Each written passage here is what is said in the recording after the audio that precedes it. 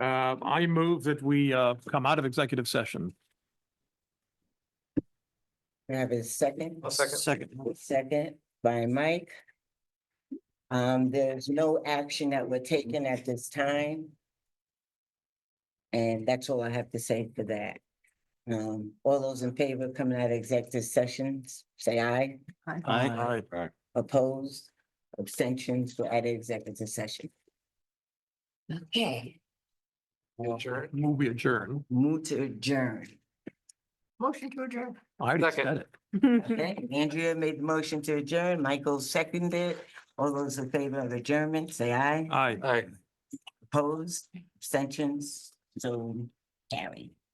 All right, now we're with our regular Board of Education meeting being held on April 28th at the central office and room 11 and online. It is 6:16. The first item on the agenda is the Pledge of Allegiance. Let me run get it. I pledge allegiance to the flag of the United States of America and to the republic which stands one nation under God, indivisible, with liberty and justice for all. Recognition and participation of visitors and delegations. I don't see anyone here tonight. Comments from citizens. This is the portion of the agenda where the board welcomes comments from citizens. Each presentation should be limited to 5 minutes or less, and citizens should, if possible, submit written comments. Presentations should be related to matters pertinent to Groton. All comments must be directed to the board and not to any individual board member or individual member of the administration. Please do not call out people on staff or on board by name. Board members will only ask questions in order to clarify the speaker's presentation, cannot respond during the comments from citizens portion of the board meeting. Citizens should make their presentation from the podium and state their names and addresses for the record. Do we have anybody online? No one has raised their hand online. Okay, thank you, Mark. Yep. So no response to comments. Now we have the student rep report. Thank you both for coming today. Thank you. Okay. BSU or Black Student Union from Fitch has been collecting shoes for our shoe drive the entire month of April, and it's going to end this Wednesday. So there's still time to donate. Teachers, students, and parents are welcome to donate. Junior prom is May 17th, and the tickets are $30, and tickets are being sold this week during lunch waves the entire week. And then senior prom is May 30 and tickets are $70 and the tickets will be sold starting next week. And where's the junior and senior prom located?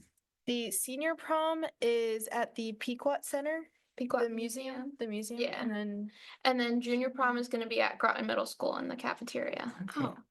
And do you get food with the senior prom? $70? Yeah.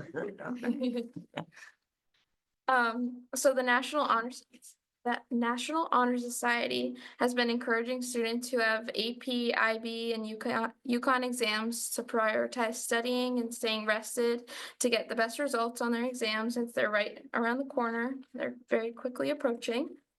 And we just had the Grease production from the theater club.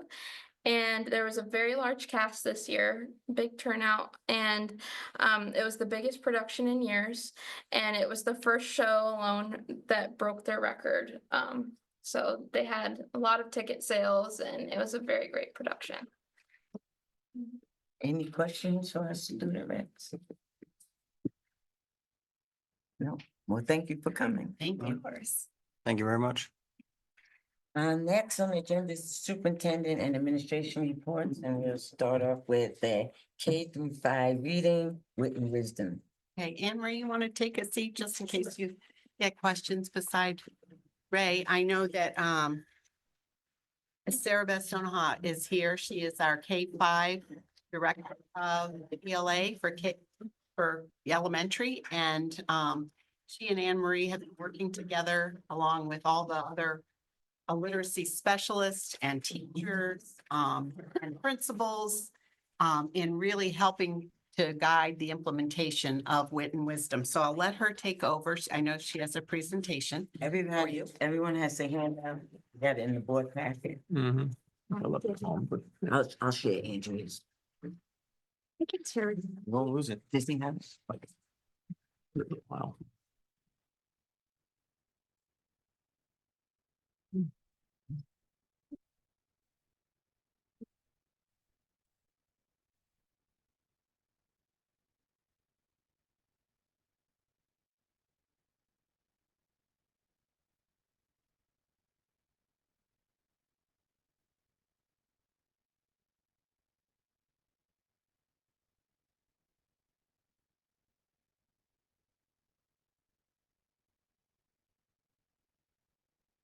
Hi, everybody. Thank you. As my assistant gets this up and running, thank you, Anne Marie.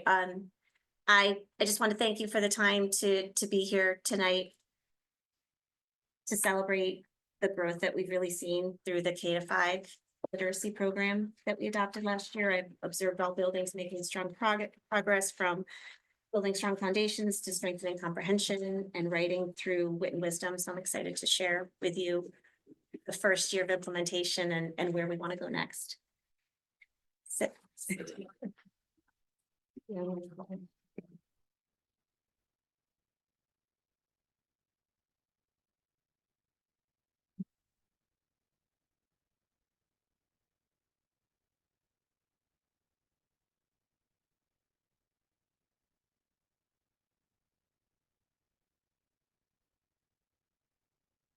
Sarah Beth, you might want to talk about a little bit while she's getting that set up about Sure.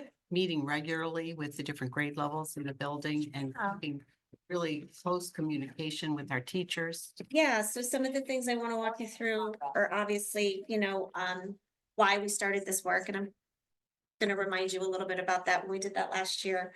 And some of the key milestones. So yeah, definitely some of the things I've done to communicate, collaborate with the specialists, administration, and the teachers. And then how we've aligned the curriculum and the practice to show student growth and really what we're celebrating. Yeah, that's been a big piece of it, is just maintaining a lot of that reflection and collaboration together with the literacy specialists and administration.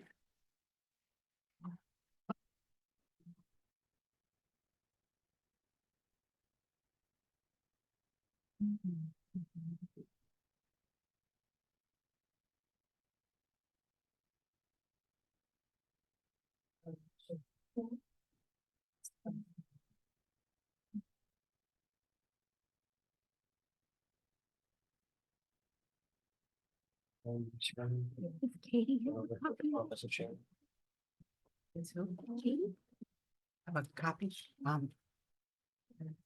Do you want me to see if they, oh, No. okay, All right. She usually does have a backup. Yeah, no, we're good. Yeah, so here we are, a year of literacy growth from phonics foundations into Wit and Wisdom. So here's our rationale, implementation milestones and impact, the curriculum alignment and integration, and then looking ahead and those student successes and impacts. We introduced the same graphic to you when we implemented the U-Fly phonics program. And I bring it up again today because this just reminds us that reading is complex. You're attaining these reading proficiency in a complex process that involves the learning and integration of knowledge and skills that emerge and grow really over time. And I think that's one of the things we've really been seeing, like K-5 is like making it not just by grade specific, like having it be, it's a learning process over time. And students need the strong word recognition and the language comprehension in order to, to continue that growth and become a skilled reader. And it's really a continued strengthening of both. One of the other reasons why me and the literacy team like this version of Scarborough's Reading Rope so much is because you can clearly see that the word recognition is graded because it overlaps. And it's like an intertwined skills that you need. And then the language comprehension is a spiral because there's really no beginning and end. Like you're constantly spiraling through a lot of those comprehension skills. I did add, these are two links that we put up to share with you last year, and they're really just good places to go and get a little bit more knowledge if you would like to. So here are the phases of implementation from launching, reflecting, adjusting, and now to the continued refinement. Each phase has truly been about learning and action. So with the adoption of Wit and Wisdom across all elementary schools, we started in trimester 1, August to November, with the PD through Wit and Wisdom, the launch, and then the preparation protocols, which really talked teachers through all of the different parts and aspects of the program so that they could internalize it. And then we launched Module 0, which was a short introduction to the program, and then Module 1, which was the first unit that everyone started. We analyzed the beginning of the year DIBELS data. And one of the biggest parts of my role that first trimester was that reflection and planning meetings, like really giving teachers time to internalize the process, ask questions, share thoughts, and really work supporting them through that first trimester. I'm glad you said what BOY stood for. I thought it meant bring your own data. Beginning of year. Thank you. The teachers do that too. They do bring their own data. They do, yeah. Trimester 2, December to March, we were in module 2 through K to 5. We analyzed the middle of the year data. And of course, we're always adjusting instruction after we see the progress that we see during DIBELS with the middle of the year data, discussing small group and impacts on phonics and phonetic awareness. And then those reflection and planning meetings continued, with the exception that we elevated to a lot of teacher feedback. So now teachers are seeing and trusting the process a little bit more, and they're seeing the progress that their students are making. And now our feedback is what's working, what are successes, what are things that we're seeing working and that we can just continue to trust the process in while keeping the integrity of the program. And then what are things, how can we help? What are things that are a challenge that are going to work themselves out the deeper we get into this program? And what are challenges that we want to help support you with and adjust? And now we're in trimester 3. So all of the K to 5 teachers are in module 3 or moving out of module 3 into module 4. We will have our end of the year data for DIBELS that we will be able to analyze and use to track the cohort trends. Report card work's been a big one. So in regards to report card work, teachers, have obviously used programs that don't necessarily align with the evidence they're using now with the program. So really pulling teacher feedback now while they're still in the district and still working through a lot of the student work and finding examples of what student work would match the criteria on the report card and the evidence that would support it. Something else that I'm really proud of that we're doing, and the teachers have given us strong feedback, is we've moved into some K to 2 and 3 to 5 district meetings. So bringing teachers back as a district and having those discussions about what's working and what are things that are shared agreements between the entire district. When I go into each building, I hear common celebrations and common struggles. So bringing the teachers together to talk those out and make agreements together and streamline has been really useful, and we'll continue to have that communication and connection for the rest of the year. My work this August and June through August is going to be finalizing that report card with a team and the digital resources and access. This program has manuals and workbooks, but the digital access is also a huge resource for teachers. There's a lot of videos and a lot of things that they have to download. So continuing to find one source for all of that while also matching the Groton Public Schools curriculum page so that they have easy access to it. And then UFly and handwriting, going back to the rope, constantly going back and reflecting and seeing how we're going to refine that and making sure the data is leading those decisions. Moving into next year, the PLCs will be ongoing. So those grade level meetings will be ongoing where we talk about Wit and Wisdom and UFly. I will support with report card calibration and the digital access. We will start tracking some of the benchmark data. So the summative data that goes along with Wit and Wisdom. Now that the report card will be adjusted, we'll be able to track it. And new teachers, not just new teachers, teachers that maybe moved grade levels, right? So differentiating for teachers that might need support because they shifted a grade level and are new to the district. Administrators and literacy specialists will have those monthly meetings. And another opportunity that Anne-Marie and I are really excited about is that Candace LaConte, who's the state representative that's been helping us through some affinity groups, and Margie Gillis through Literacy How, we're exploring the possibility of having a partnership with them. They're an organization that's contracted out of UConn, and it's purely to talk about the balance of the science of reading and how that works with your programs, and supporting teachers through the why. You know, they know the how, they know how to implement this program, and just going back and really reflecting constantly about why we're doing this, why the shift. And then moving into the third year, that continued refinement with writing instruction, continued differentiation for supports for teachers, streamlining the ELA programs, walkthroughs with like a common look for with administration and specialists, so we can see some of the successes and some of the commonalities between the buildings, and really that reflection piece and supporting vertical alignment, possibly even into the middle school. Any questions?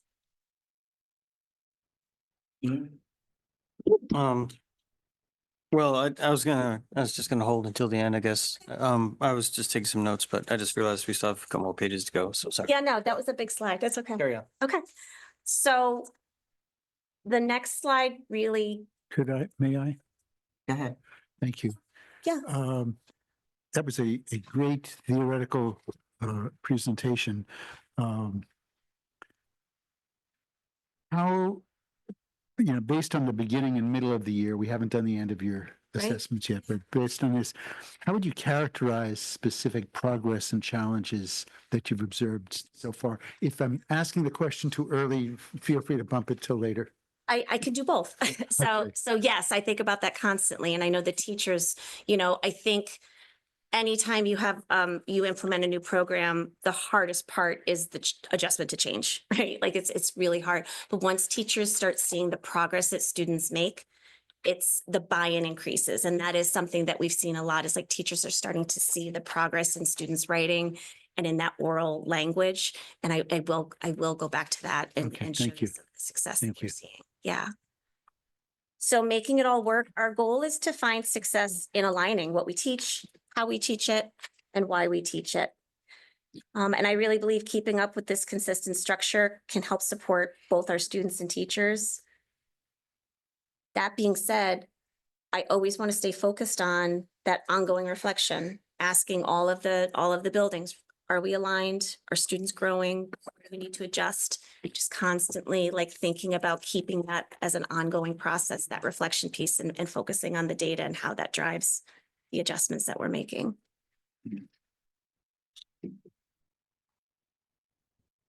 Let's talk about student growth. So I started in grade 5. When I go to all of the different buildings, I'm always asking teachers to bring work, whether it's showing progress, whether it's a student that's struggling and they need strategies. And what has started happening is we've evolved into a lot of, I want to show you this, look at what this student can do. So I wanted to start with grade 5. As we know, grade 5 moving into grade 6, and just SBAC in general, and these kiddos who have had some gaps in their past experiences with programs. This has been a huge celebration for our grade 5 teachers. So what you're seeing up on the screen is kind of a before and after. So you see a grade 5 student's writing sample from October, and then a student's writing sample from March. Some of the things that we see in grade 5 as some of the celebrations are that deeper text engagement and evidence use, the clearer introduction and conclusion, and just overall organization in general. That's been something that's really excited our grade 5 teachers. Is this a student piece of work? Yeah. Is it the same student? Yes. Great. Yeah. So this is an example of an exemplar. So this student in grade 5 has shown a lot of strength throughout, but there's always room for that enrichment and that elevation of student work. The interpretation of theme, the analysis of character development, well-explained text evidence, and just that logical, well-organized writing structure. What we're seeing is this growth with their confidence, their independence, and just sophistication of their writing in general from K to 5.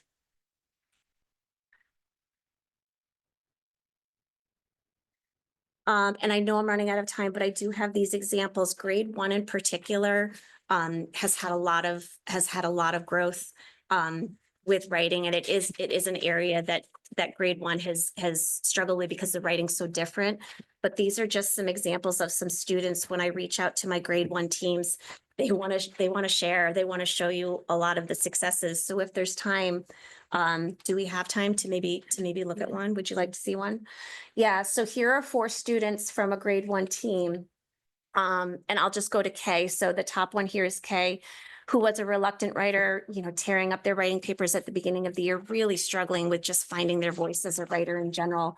And this teacher says that they've made significant progress. She's constantly recognizing their potential and praising and encouraging the student. And they recently completed the second task of Module 3 independently, which has been a huge proud moment for this teacher. So this is Module 1. So Module 1 was their first unit, and this was their task. So they always have diagrams and labels that they have to create and generate. So it started in Australia, is what this student's saying, when Rosie didn't have any books. And there is a huge emphasis on, detail and labeling. Then Rosie got books from a huge truck. And then when you see Module 3, the same student, it started in Walmart when Steve got lost in the Minecraft stuff. He was scared. So just the development in general of their sentence structure and their animation and their punctuation, it's been huge. Then he cried, yeah, where are you? 1 million times. It's good detail. I know. Police officer, a nice officer asked, what's your dad's name? Steve said Steve Jr. The police officer found Steve's dad. He was happy.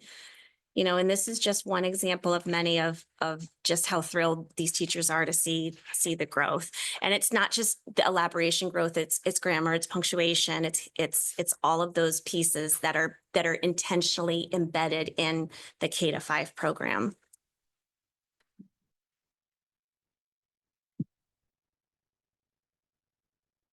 And I just want to say a big thank you. The literacy team, my literacy team, I really couldn't have done this without them. It's been a huge, oh, I'm sorry. I skipped one. Sorry, everybody. I'll get back. I do thank them. They're wonderful. Thank you. So back to your feedback, Matthew. When I meet with the teachers, especially towards the end of Module 2, I ask them, what are the top impacts that you're seeing and what are some of the challenges? And what I found was that they're common, right, throughout the district. They're seeing the same celebrations, and they're seeing some things that they need help with. And that actually drove those K to 2 and 3 to 5 meetings. I also have when I produce surveys for them, I'm asking them, like, how's the lift going? How's the balance?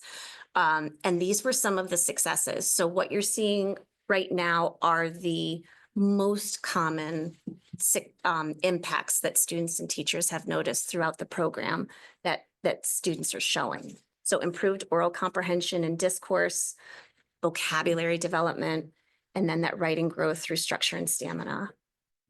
So it's really building deep thinking and communication skills across the years. Yeah. Thank you for this. I'm just gonna kind of like jump back a couple slides. I had overall curiosity when it comes to the reading rope. Roughly, like, is there a sense of percentage of time that's allocated towards like decoding, phonological awareness, Yeah. and the word recognition side versus comprehension? That's a great question. So depending on the grade, right? So when you're in kindergarten, it's a lot of the upper part of the rope, right? You're learning about graphemes and phonemes and starting to even just recognize letters and form your letters. And then the older you get, theoretically, it increases and you move towards the other end of the rope. However, what we know is that not every kiddo develops reading skills the same way. And we always want to be mindful that we might have to balance the rope depending on the learner in front of us. But K-2 is definitely more heavy on that word recognition part and then moving into comprehension the older they get. But it Understood. still does Appreciate it. blend. Oh, yeah. You still need blend it. Absolutely. And I And the imagine. data will- Yeah, that the data leads, where you direct your instruction. And yeah, imagine like the teachers are encouraged to use as much individual judgment as possible to kind of shift in between the two, depending on the students Yeah, and how they progress. First of all, UFly's been a huge success. They love UFly. They really have shown a lot of progress with the systematic phonics instruction that we implemented last year. And then along with the DIBELS data, so that benchmark data that's showing progress monitoring, but also the benchmark information. We use that during PLCs to really talk about like, okay, what's working? How's UFly going? And then reminding them like, it's okay to take a step back if you need to. Yeah. Excellent. Yeah. Good to hear that, flexibility is encouraged and embedded Absolutely. in.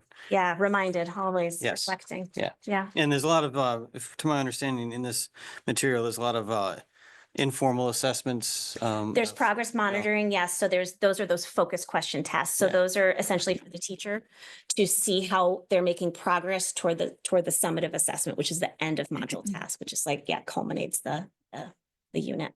Excellent, thank you. And so with the looking, for the students that we have in the upper grades now, this basically primarily Wit and Wisdom focuses primarily on K-5. Correct. However, we do have a lot of, 6 through 12 students know, that yeah. did not have the benefit of Yeah. this as a foundation. This may be beyond your scope, I'm not sure, but is there, what sort of programming is occurring in the upper grades, middle grades and upper grades to bring this sort of approach, the decoding, the phonological awareness, that towards anyone who's a struggling reader in the upper grades? Yeah. You want me to address it? No, yeah, Oh. go ahead. Go ahead. So, pick- there is, of course, an intervention program in place for our students who are struggling, whether they be tier 2 students or tier 3. We don't have anything right now that officially works with the Wit and Wisdom program, but that's something that we're exploring for moving forward. We really wanted to get solid in our K-5 and then start to look at our middle and high school programs.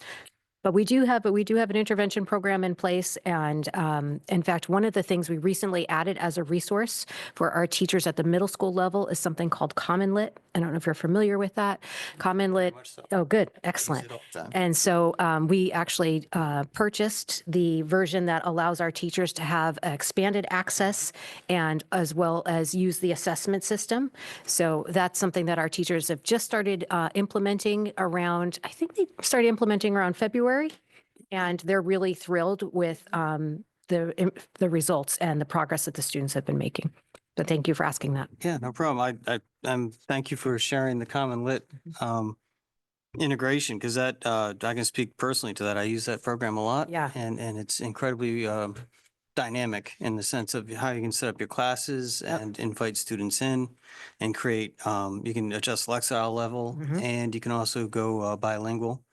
And it comes like, fully integrated with a whole bunch of, discussion questions as well as just reading comprehension. Yep, and it allows the teachers also to be very flexible, adjust, like not only select readings based on students' interests and reading levels or reading abilities, but also to, if they're going to do an assessment, for example, whether it be a formative, well, probably the formative assessment, to make adjustments to those assessments also based on the student's needs. So if they're realizing that students, for example, need more assistance with identifying theme, they can adjust the questions so that there's maybe more theme questions. It really, Common Lit is a platform that I enjoyed as an English teacher, and I know our English teachers are enjoying using it as well. Excellent. Good to hear. Good to know.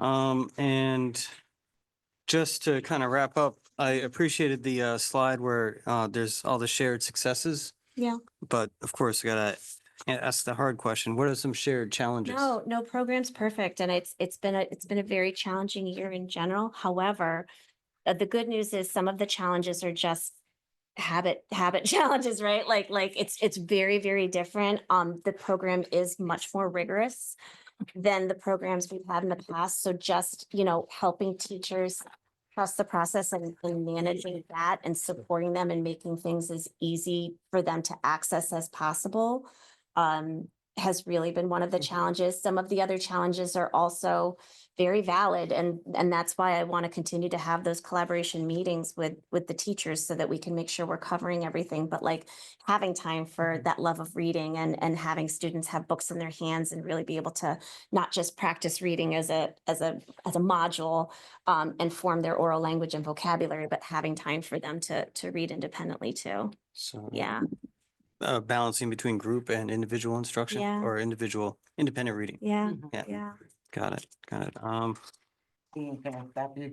Dr. A jump in. Yeah. Sure. Yeah, I got one more. I'd like to circle back. I did, my last one Yeah. is just about the report card. Mhm. Is that a thing that, I don't know if it's already been discussed, but is, once the report card is complete for the year, is that a thing that is being planned to be presented to the board? Yeah, so the report card, as we know, is standards-based. Wit and Wisdom does a beautiful job of aligning standards throughout the entire program.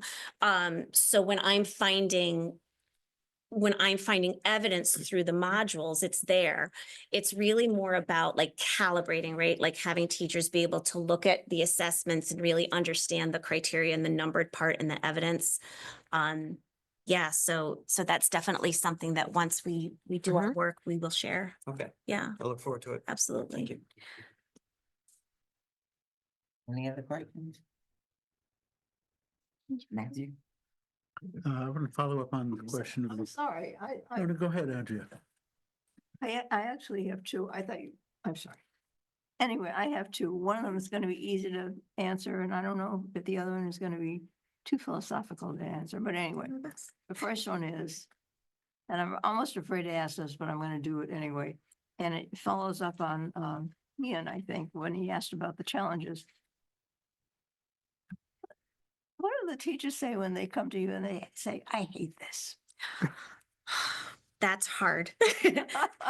Because I care about these people, right? And it's really, really hard. I think first of all, I think everyone's, go ahead.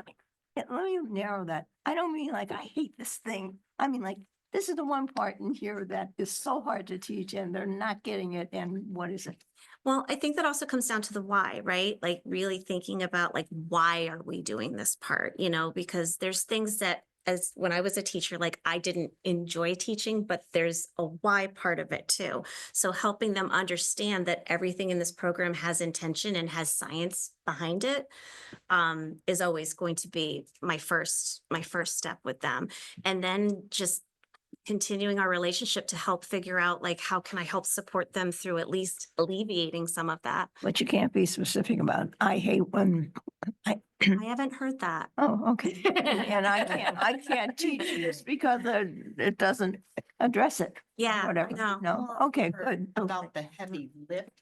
Change, yeah, and it's change been, and the be rigor really is prepared different. And not knowing what was coming next because you're kind of working your way through it for the first time. So maybe as they started seeing those successes, they started trusting more. Or Yeah, that's how they're going to get to it, or that's how they're going to do it. But at first they weren't really sure. None of us where it was going, no, it was very hard to see the forest through the trees, like it really was. But I will tell you, like I had meetings today and the climate of my meetings now is much more like, okay, like we're on the other end of it Okay. and we know how we're going We to see it now. adjust it. We Yeah, see more. Okay. yeah. That was my first question. Yeah. My second question is, I heard you say that you were teaching grammar. Okay, so I really want to know about your philosophical approach to it. Are you teaching grammar to say, okay, there's an independent clause, you need a comma, and there's another one over here, so you need a semicolon? Or are you saying to the teachers, we're going to teach grammar so that kids can fortify their writing, that Yeah. the writing becomes stronger and they understand that where the punctuation goes can make your your sentence is stronger and your meaning stronger. What kind of approach? Are you using that or are you saying stick the comma here? One of the big differences between a program like this and some of the other programs in the past is things aren't isolated. So, you know, we're not just teaching in silos, right? So like this week we're going to do dialogue, or this week we're going to do punctuation. This is embedded. It's actually like embedded into the program so that students don't just use it, but they understand the intention of why it's being used. So like, for example, in that student's evidence work, they are required to put quotation marks on their evidence from day one. And it follows them through every grade level. I will say there is a scope and sequence to the grammar. And I will say, I think that's probably been, to your question, one of the challenges. It's a little bit harder to see it's hard right now to see the growth because everything does feel like it's singular, like, okay, we're doing adjectives, but it is being embedded, and there is a scope and sequence throughout all of the grades. So we will see progress. It's just we don't see it right now. But the grammar itself is definitely not taught in isolation anymore. If, Dr. Mancini, if you would give her that's, I will, absolutely. okay. Yep. And you know what I'm talking about. Yes, absolutely. It's an approach to grammar that I really would like you to take a look at. Okay, thank you. Thank you. Okay, that's it. Thanks. Matthew? So I see us having three publics that you're working with. You're the teachers in professional development. Yep. We're the students, and you've talked about both of those. What I haven't yet heard us talk about is how we bring the parents along. Yeah. And I mean, fortunately, it's not like high school where you get an 83 or an 85 or an 87. It's really the commentary that the teachers put is as important as any measurement. So I'm just wondering, how will parents see how their children are progressing on the different elements in the reading rope? Yeah, no, and I think about that constantly too. I mean, when we send home the Dibbles reports, that's one way that they see their progress. And now we have Wit and Wisdom, so now we have a kind of a permanent compendium. Like we have a permanent program that we need to. When I say we, I mean the teachers. We need to start really internalizing so that we can communicate that to families, right? So that's been something I've talked to teachers a lot this year. As far as the stakeholders, you know, as far as like community and families in general, we send home letters to tell them what texts we're reading. And then that's going to be a big piece of the report card too, is like, how do teachers feel confident explaining this report card to parents so that they can understand their child's growth?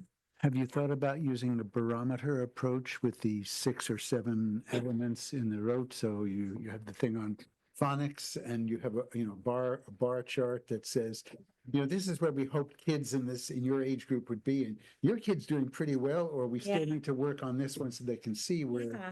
Well, and those standards are the standards are created for an end of a year success, right? So even just communicating, like, it's okay if they're not here yet because it's supposed to show growth throughout the year.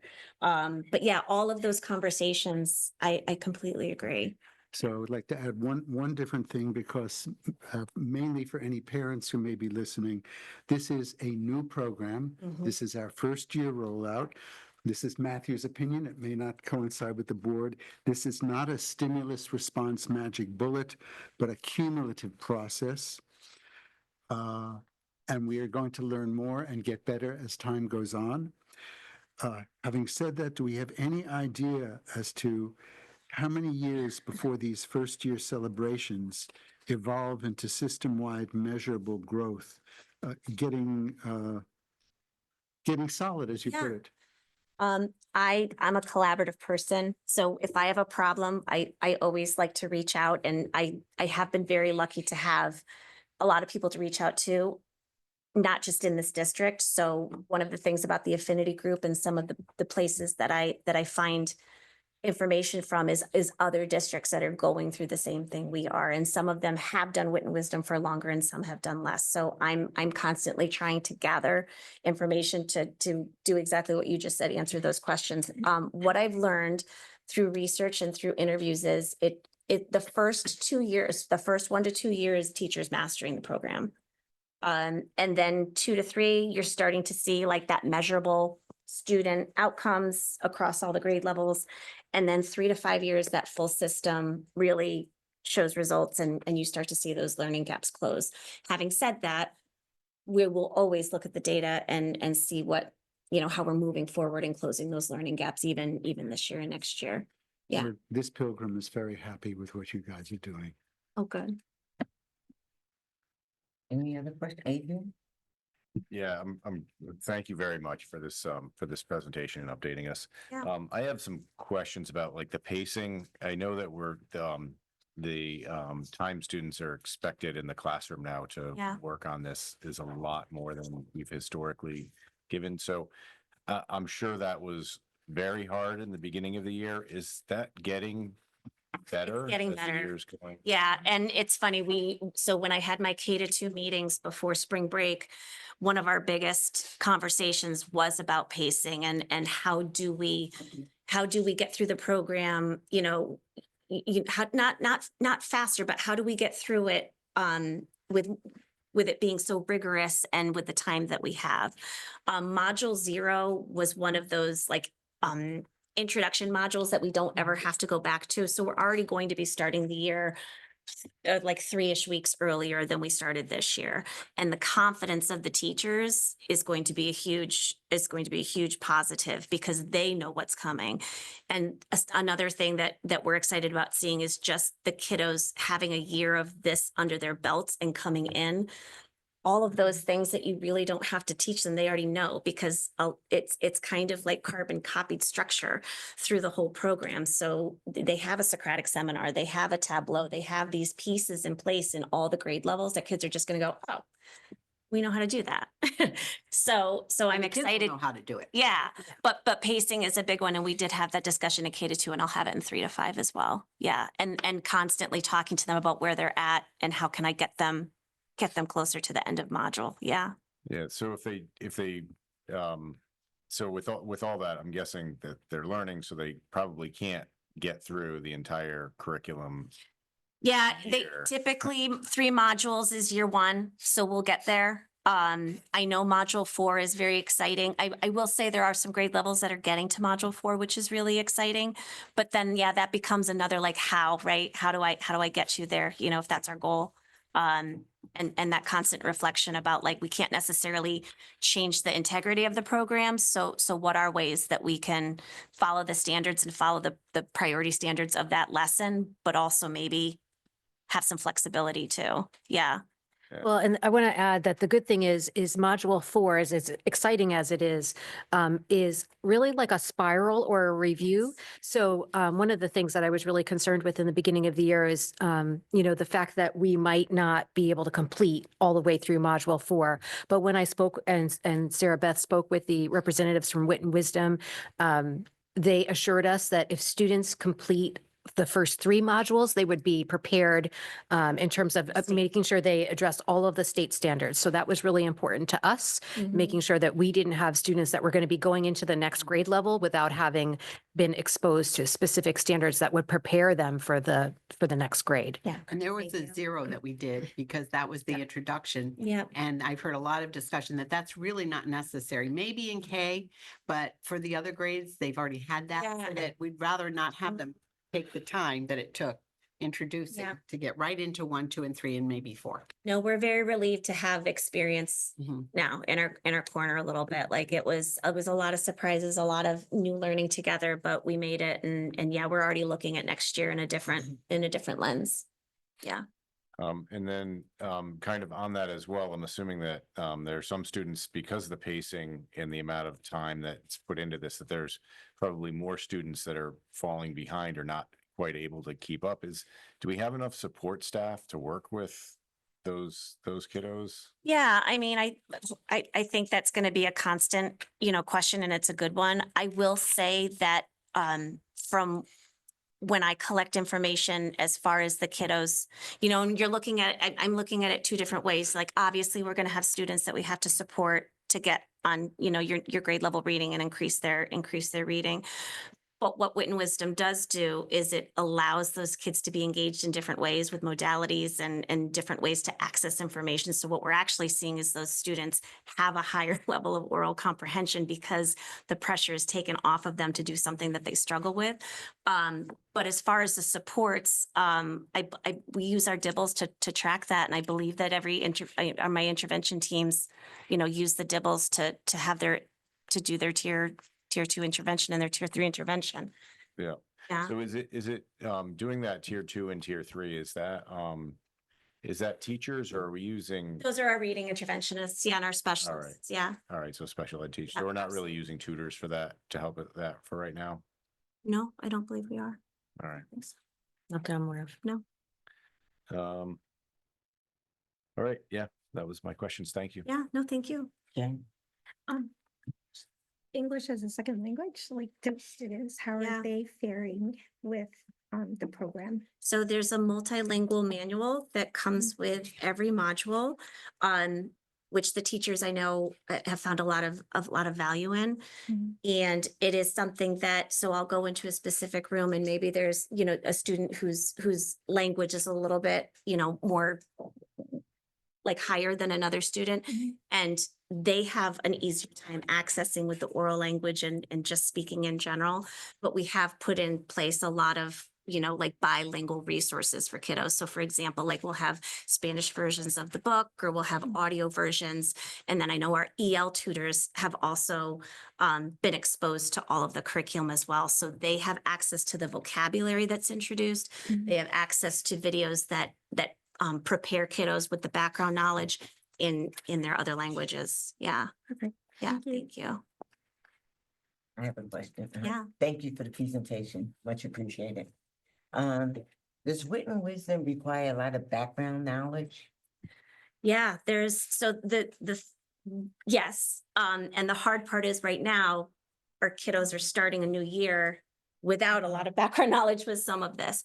But another part of the intention. So for example, in grade 5, there's a module that focuses on a part in history. And in grade 2, they've already started that work. So there's an intentional background knowledge buildup through the grades. So, and kids are starting to make those connections even between the beginning of the year to the end of the year. So their background knowledge is improving.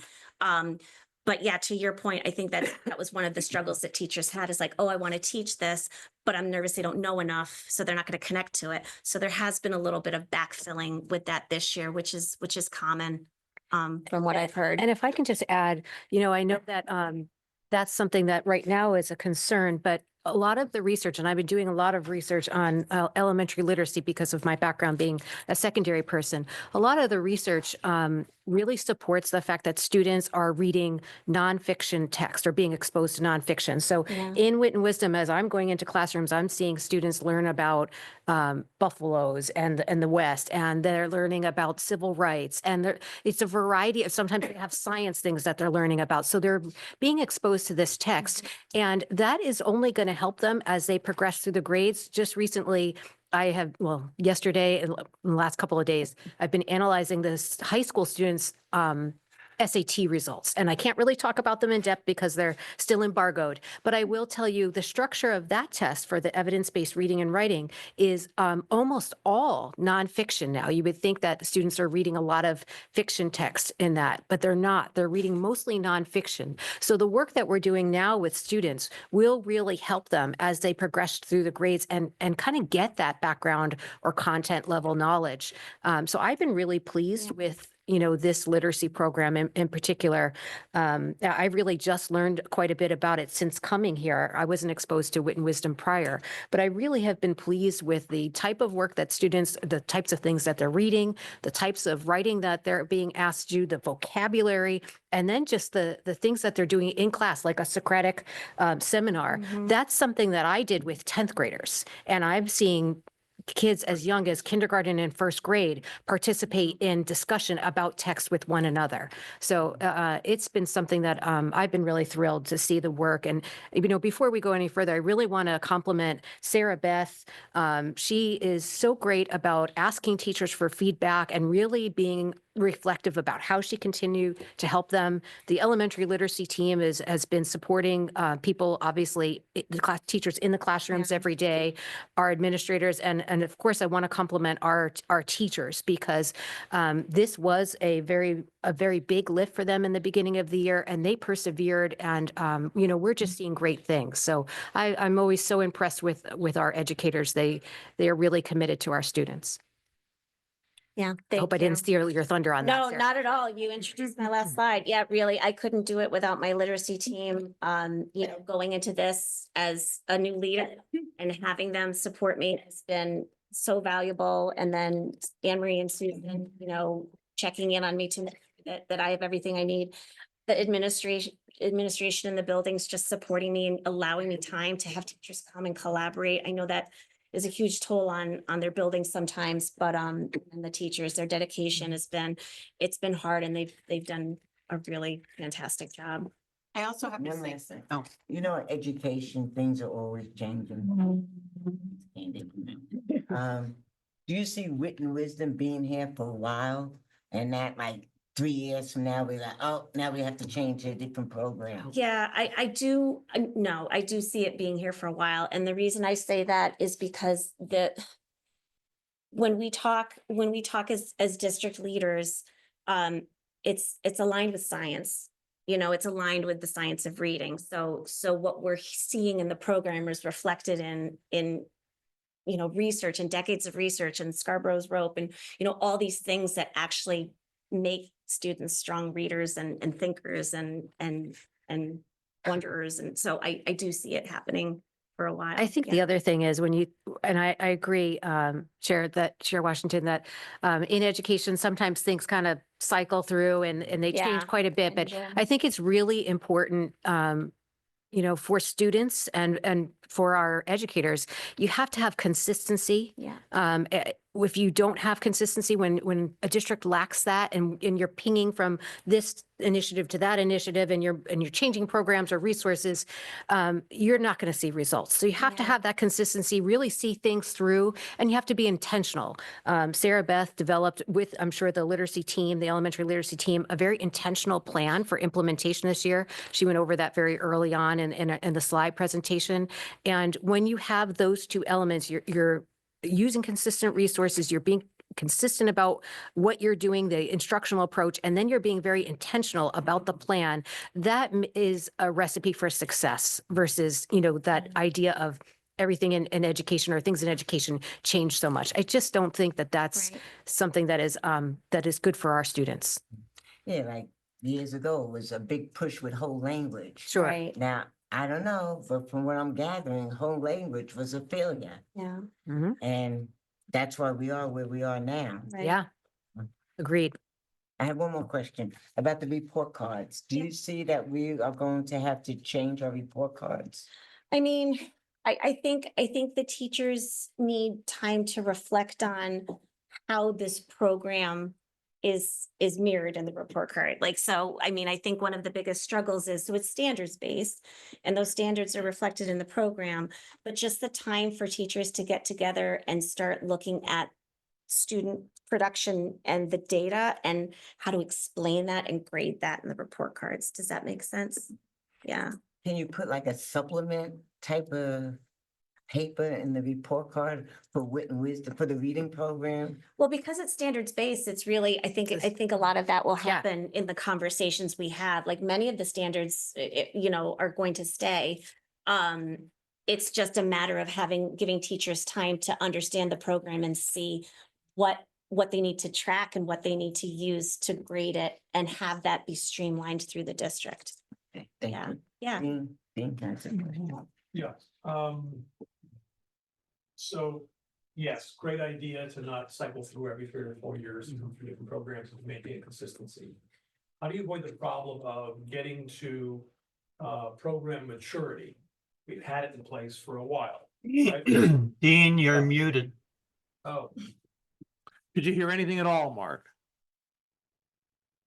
Should I start all over again? Okay, I'll do this. So we're going to avoid the 3 to 4 year recycling. How do you avoid the problem when you get to maturity? We've had this in place to watch the kindergartners get through 12th grade.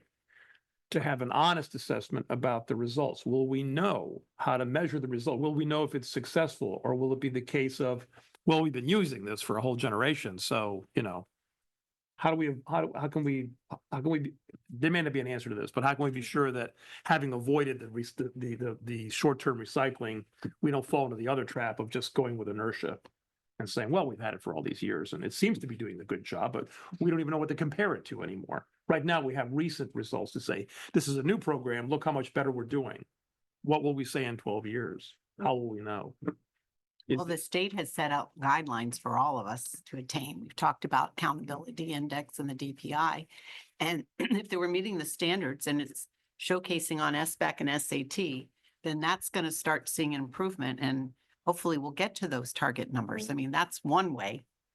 And if our kids are reading and, doing some of those other soft skills too, like they're actually reading and doing research in their work in school, we're seeing that performance as well. I think I wanted to add the piece that I think I feel so confident about is that in elementary school, you have a class and you're teaching them everything. So you're expecting readers and writers in every discipline, across the disciplines, whether it's math class or science or social studies. And I think that because of this push for, nonfiction, we're going to also see that in middle school and high school, that those teachers in science and history and, all subjects will have to have reading and writing assignments, and they do already. But that expectation, so kids are reading and writing across the curriculum. That's something that I refer to as time on text. And, that's something that, we are going to be looking to increase in our secondary program, making sure that students, every time they're in a classroom, should be reading and writing something. And so, that will be an initiative that we take on. I figured you would do that. Help us spur that on. Dean, you all set? Yeah, thank you. Andrew? I have, again, two questions. The first is, if I were to want to see an actual lesson, not read about the philosophy, but if I Googled wit and wisdom, would I actually see something that would give me what a lesson would look like? And if not, is there something in the classroom that maybe Susan could send me or Anne Marie could send me, like a textbook, as it were? And finally, if you were going to present a lesson here or have a teacher present one here, what would you choose? What would it be? Like what, like specifically like the grade and the unit? I'm sorry, I didn't hear that. You mean like specifically the grade, Dr. Ekman? No, I mean, like today I'm in, well, whatever grade, fifth grade. Yeah. okay? And it's Tuesday and we're gonna do blank. And what's the lesson gonna be? Well, there's different stages of the lesson, right? There's the welcome, there's the deep dive, which is the grammar. And something we learned with wit and wisdom was you live in the learn. So the learn is the biggest portion of every lesson. And it's where the students are doing that turning and talking. They're looking at text and pulling out evidence. That's what I want to see. Exactly. You wanna What see the what are learn. the texts? What's the evidence? Yeah, it's fun. Now, are there video clips from Wit and Wisdom, or I- do we do our own? I do video think clips? the program, I'm sorry, Great Minds, the company itself is starting to try to develop that because of its popularity through all of this. It's been hard to find and have access to those. And I have reached out to reps and asked for that as well. I have not had a lot of success finding demo lessons, but the specialists and myself obviously go in and try to co-teach and bring the teachers I would love to see one of those those. too. Yeah. It's, my walkthroughs are one of the favorite parts of my job, like walking through and seeing, not just the teachers, but if you go through different grade levels, seeing the progression, like, oh, they're doing this and I know why, because in that grade, they're going to need it. It's really interesting to see. Mhm. Yeah, That's why I want to see it. you got it. Jay? Yes, good evening. And Sarah, I'm sorry that I can't be there in person, but I just want to thank you for this presentation and for all the great work you're doing in changing the direction of the district to more of the science of reading. And I want to thank the board members and teachers who who selected this program and all the teachers who are, making that change. I wonder if Emily Hanford is watching across the country after her podcast created some good trouble. Anyway, thank you very much. Thank you. Ian? Well, thank you. Just to kind of answer some of the concerns about longevity. One thing I think is different about this approach, and one reason why I think it behooves this board and the district to kind of make the commitment, the long-term commitment to this kind of program, is that since it is standards-based, the assessments can be prescriptive. So when you get the results, you can align the results to standards, and using those standards, prescribe, how to, adjust the nuts and bolts of someone's reading skills. Whereas like, to my knowledge, the whole language approach, it was a generational, in my opinion, a misstep. Where it wasn't really tied to standards as much. So it was hard to prove, to demonstrate with a scientific method. Whereas this is founded in phonics, phonological awareness, the components, the mechanical components of language. So it's demonstrable. It's like you can show evidence. It can show like, okay, there's good understanding here, but there's trouble with the graphemes or the components of the words. So even if so the 12 years down the line question, one, I would suggest that we keep the data from now on record so we can do a time capsule comparison, especially now when you can go back 5 more years, get in the thick of the whole language approach and see where the scores were then and see where we are in, 12 to 15 years from now. But from my own experience and training, I can speak with great confidence towards a scientific approach and having something that is tied to standards that, have very specific tasks and techniques that you have to accomplish in order to demonstrate mastery of a certain level and then move on to the next level of standard. And they do spiral. You increase in complexity, but you practice the same techniques over year after year. So you see the same standards, but then there's usually just another extra layer of rigor and complexity as the years go on. So it's familiar to the students. So there is a progressive approach. Yeah. Program's just the vehicle. Yeah. Any other, Matthew? is that That's a- a question for Anne Marie and Susan. If it wouldn't be disruptive, is there some way that we could have the board members might be able to sit in for 15 or 20 minutes in some of the classes at different levels? I'd really love to do that if that wouldn't be disruptive. I think we could arrange it. I probably wouldn't have everybody go into one class thing, but children, but. You might not be able to make it on the same day. Small groups, and see some lessons. I know the teachers have been very welcoming. When Susan and we're often in and out of classrooms. I know Sarah Beth is as well. And so I think we have a very positive culture around that with our educators and, I'm sure, again, if we went small groups, we could probably have you see. Sign me up. No, that's the best way, is It really is. to see it in action. Yep. This time of year is Yeah. a little tricky because there's some of them have That's started back Smarter and, Balance yeah. and some of them are just about to start Smarter Balance, but maybe, once we kind of get past the Figure it Smarter out. Balance testing, we don't ever want to interrupt our students when they're testing. No, no. Jen?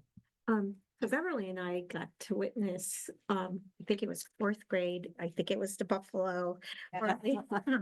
So, what I could say was in that one particular classroom, the students were all like engaged with the teacher and they are probably 70% of the kids raised their hand because he's like, oh, can you share blah, blah with, Beverly and myself, and like maybe 3 or 4 kids jumped in and shared what they were learning.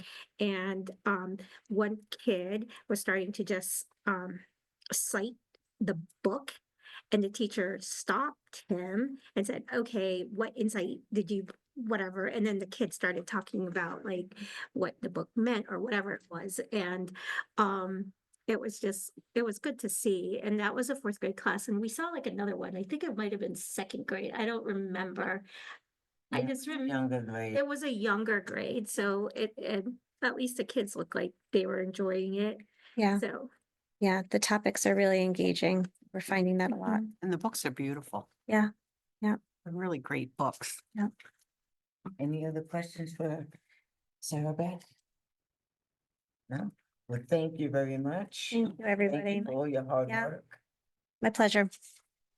And as the staff completes their, presentations, I want them to go on home because we have a real busy week this week. It's kind of jam packed, so Thank you. Yeah. head on out. Yeah. No, you Done. can't, not yet. Well, you're next, right? You are. Go ahead. Coming up, Ray. Come on. September, you can. You may have to up your computer. Thank you Thank both. you, It's Emery. wonderful. Thank you. You don't want to stare at this? Oh, there it is. Okay, good. Yes. Awesome. Can I ask, when will we see any data from The witness? end of the year, well, for Dibbles, the end of the year data will be done early June. And then for Whitney Wisdom, as far as like the data, you mean like collecting the benchmarks? Night, Yeah, next year will be a year that we collect, the data as a district, okay, the benchmarks, yeah. thank you.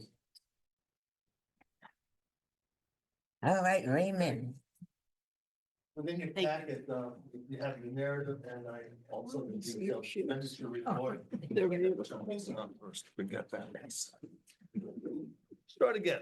You have your narrative along with the expenditure report. We've also, within that, I did write as part of the narrative, there was a question, several questions over the last month about electricity, and I did a deep dive over the last week or so.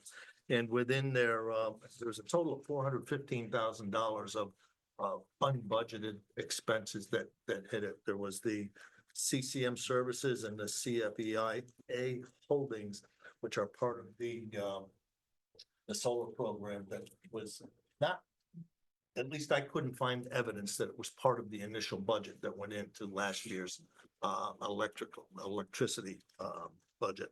And on top of that, as I mentioned at the RTM meeting, there's also $187,000 worth of basically delivery fees that are in there. There, what was once about 80% of your utility charge and delivery rate, it's now approximately 158 to 160% of your delivery charge. So it's really skyrocketed. We might be getting some relief. It depends on what happens at DPU, I believe it is. So there may be some relief, but I wouldn't guarantee it. So that is why at the last budget meeting we had, I asked for some additional funding because one of these, and I'll have to tell you which, well, I'll have to bring it up at the finance subcommittee meeting. The loan itself is I think it's a 60-month loan. So that's gonna be buried in there for the next 60 months. All right, so having said that, natural gas, we've got a new contract that takes effect December of this coming year that's gonna reduce your utility rate. So that's gonna help you out a little bit there. Overall, you have a bottom line of overall of about $500,000 that we're looking at. And as also noted, you'll see there's an awful lot of yellow. Those yellow lines are an indication of what we have to manually do. There's a timing issue involved here that I wanted to make everybody aware of. This is where it kind of got hosed up last month. Remember I said I'm pulling it back. I didn't like it.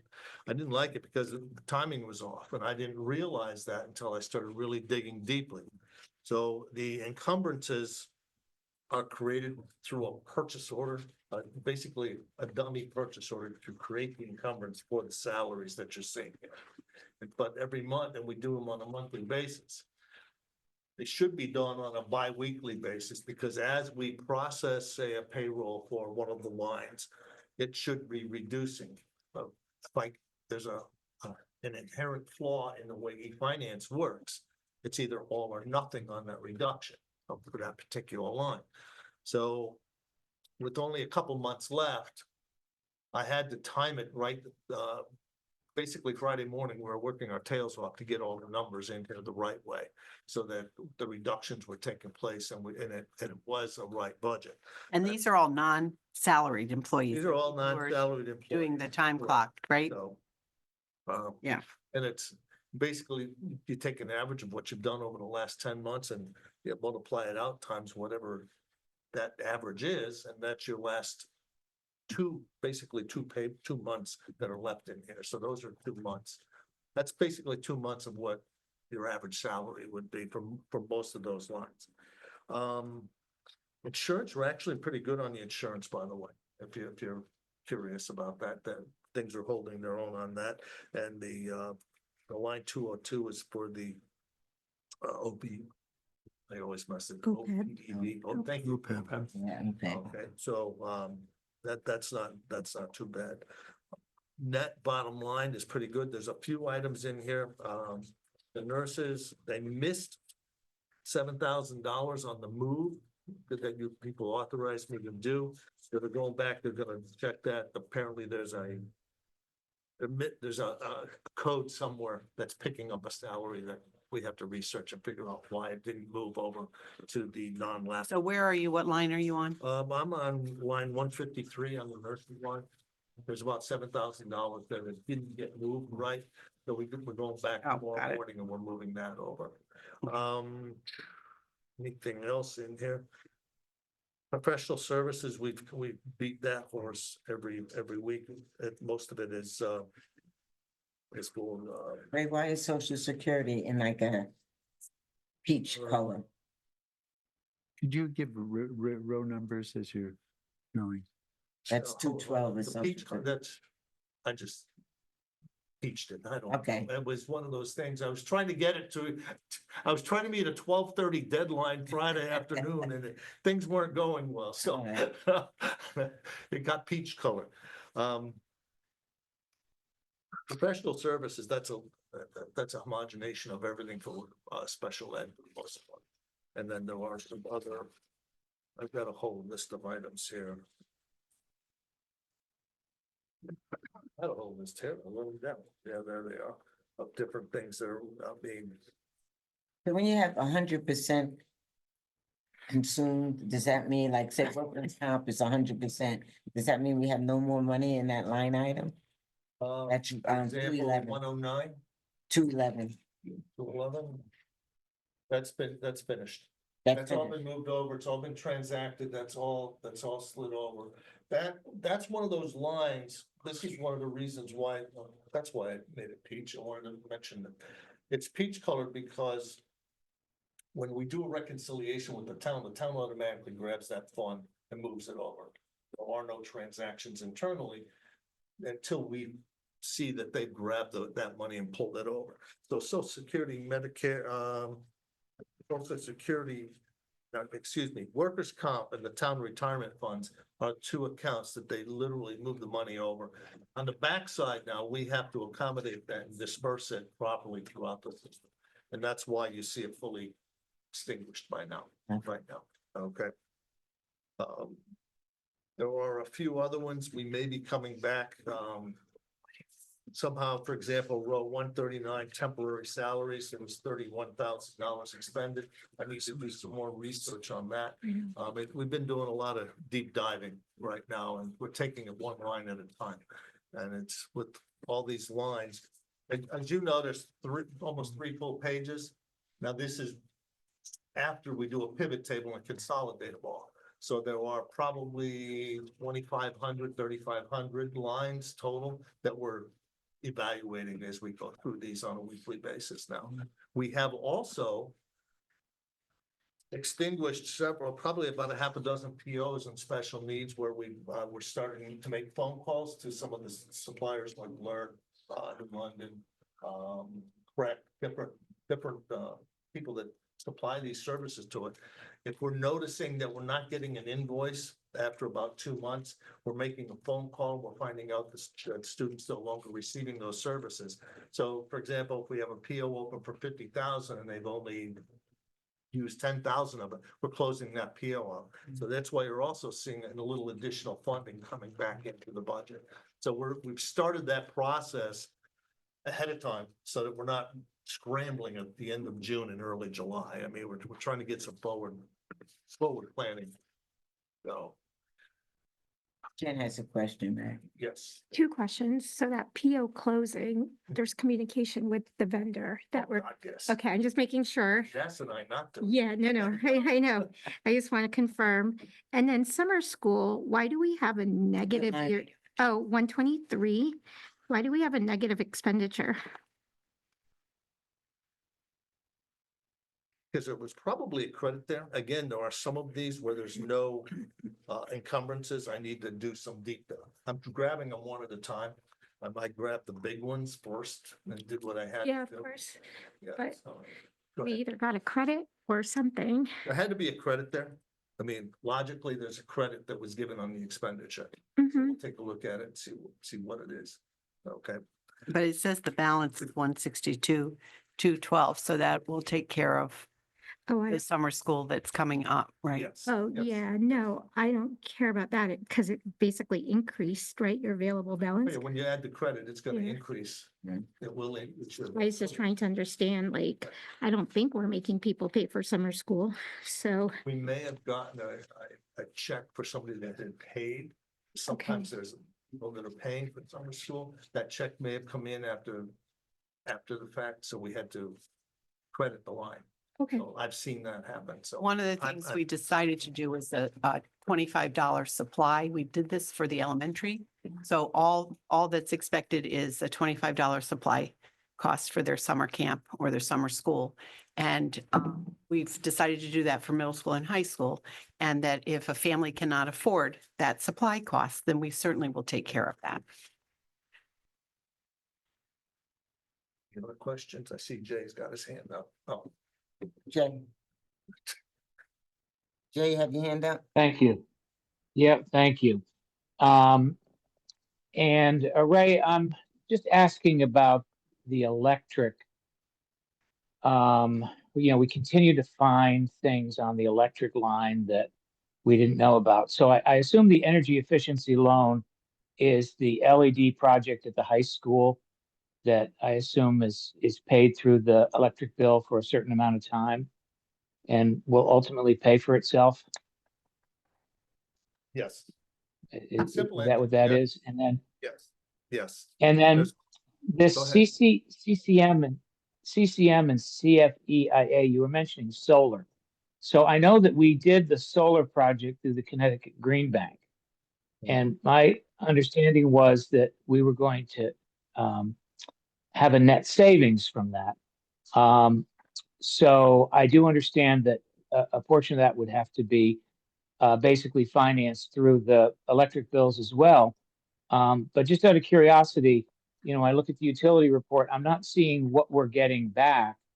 So I don't know, are we just doing net metering or are we getting a check? And how do we reconcile the savings versus these unexpected charges that weren't budgeted? We are receiving a $19,000 quarterly rebate from DRG. That we know. We started receiving that in December. We should be receiving another one very shortly if all things are equal. I'd have to take a look at, first of all, and one of the things that I have a note on here, the utility report, we need a new and improved dashboard. It's so messy out there on the spreadsheet file that I'm working with. And you're seeing only part of it here on the file that I sent through. And that gets linked to what used to be a dashboard. And it's a disaster, the dashboard. So we need to rebuild a new dashboard. But I think we should also add several new lines within there showing what we're paying for the loan, showing what we're paying, and then netting everything out to see if you're truly getting the savings that you're anticipating. Is that something that John Burt can help us out with? Our utilities, I mean, I can ask. No, them. but I mean, if he I- knows about the agreement that was signed. I found, we have the agreement. Okay. I need to, again, evaluate them. Okay. What they are. Yeah. Okay. So, I would just be curious in an analysis versus what we were told, that this was, I know everybody really wanted solar on that building, taxpayers were up in arms that solar panels weren't on the roof the day it was built. And we went through an awful lot to go through the Green Bank, which came highly recommended to us, that it was not only going to be something that was going to help the environment, but that was going to help our electric bill. And then when I see that, all of a sudden we're adding 227,000 to the utility bill that wasn't budgeted for, I just would like to see the big picture. So I know you wouldn't have all those details tonight, but I'll what, put something together. is this solar really helping? And And, then, I have a personal opinion, Jack. In the long run, I think it will be. But Okay. let's take a look at it and see what we'll do a cost analysis. all right, and then I don't see, we used to get the monthly report on the health insurance. And I know that somewhere along the line, for reasons that were never explained, it went to a quarterly. Now, I don't know if that's because MDG changed their reporting structure and that was approved between the board and the town. But when are we going to see the status of because we used to look at it every month. Okay. I could tell you this much. I did get a report today and bottom line is our reserves are pretty good. We're not bad there. OPEB, obviously, that's why you budgeted extra money for OPEB. We're behind there. But I'll have that hopefully I'll have the whole report from MDG. If not, I'll put something together for you for the next quarter. I thought we were looking at February was the last time. The last data I have is February. So, I did get something from the town. Lori got something from the town okay. today. Okay. But it's a spreadsheet. It's not the official report from MDG. Okay, and that's what I'm waiting for. I think there's a lot more lag time now, Jay, it seems. There was always a little lag Yeah, time. yeah. Now it seems like it's months of lag time. I just don't want to repeat myself. Well, I know, and we always, I understand we're never going to have everything reconciled to to the end of the last month, but at least we got the updates on a monthly basis. So if we That's got not happening February, we now. had seen, and I want to know why that changed, who approved that, how is that helping the process? How is that helping us to understand where we stand financially? How is that working with the report from the town? Because OPEB and the insurance reserve are in the same accounting structure on the town side. And I just think it's getting less transparent, much more murky. And I, for one, think that it's going backwards. I mean, we had it going where we got a report every month, and now, we don't even remember when we got the report, and we don't even know, what it means, and we don't know how it reconciles with the town, and it's just, it's not an improvement. So I'd like to know, where did that go off the rails, and how can we get it back? I mean, everything's computerized. Why aren't we able to get a timely report of what we have submitted to the insurance company and find out, where we stand? We're hurtling toward the end of the year and we don't even know where we stand on the insurance. And don't even get me started about, transportation being over budget by 254,000, the computer network services. I mean, rentals by 166,000. I'd like to know, why are we over budget by $166,613? I mean, this is a lot of money. And I really would like to see, more detail on why all these accounts are bleeding red. Is So- that something where you can provide at finance meeting? I may not have it ready for Monday. Is it Is Tuesday? that? No, Tuesday, finance is Tuesday for May next Monday. 7th. Be next. That's next. Next Yeah, Tuesday. May 6th. I Yeah. can run the detail on it. Well, I know transportation is related to special ed. Right. That's the big problem. transportation is the big problem, Jay, and that's based on those It's based IEPs on need, and yeah, you don't, need. you So don't have a choice there. And so not to get too far afield, but that brings up the question that the legislature and the governor, had that big to-do back and forth and power struggle about whether to grant the additional special education. And ultimately, I guess the governor gave in.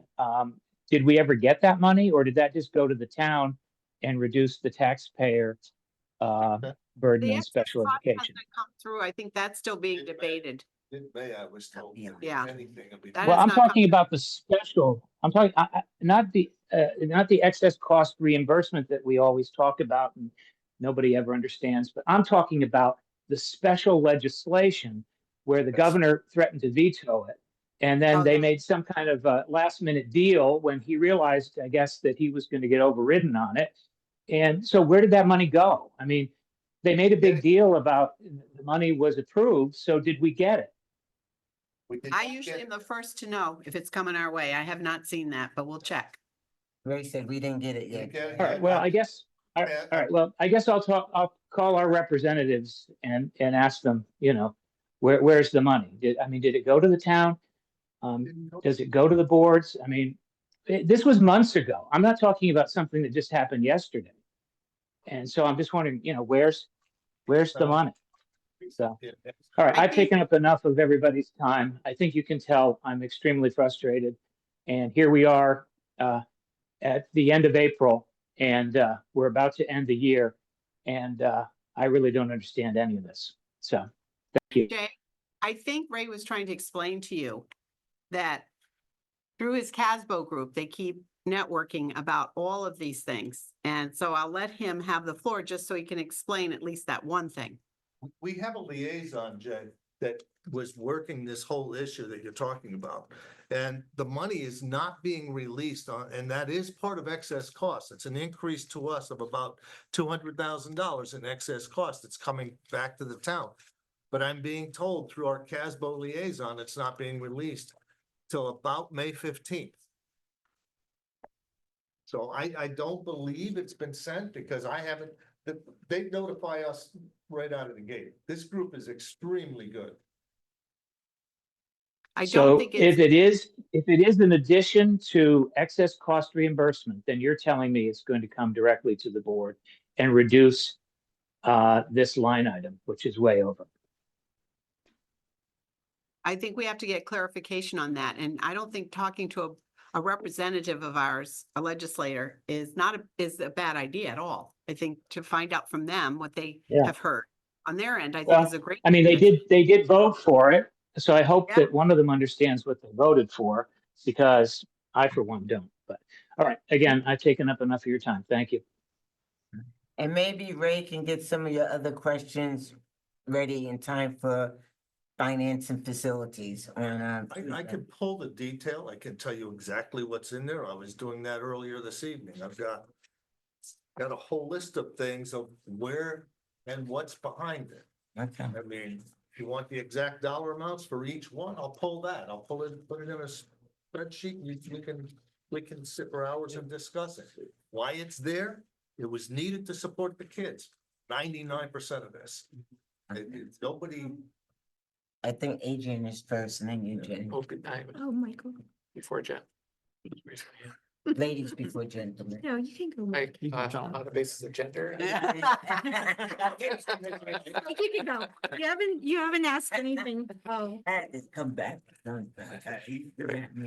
Yeah, so line 120 substitutes, it looks like we're gonna be like $1 million over budget. Is that right? Yes. What do we have budgeted for next year? I don't have that with me. right now. I didn't bring that with me. I feel like it was around $1 million or something. It was an I increase. think you did increase it by 250, 400 range. Yeah, we did.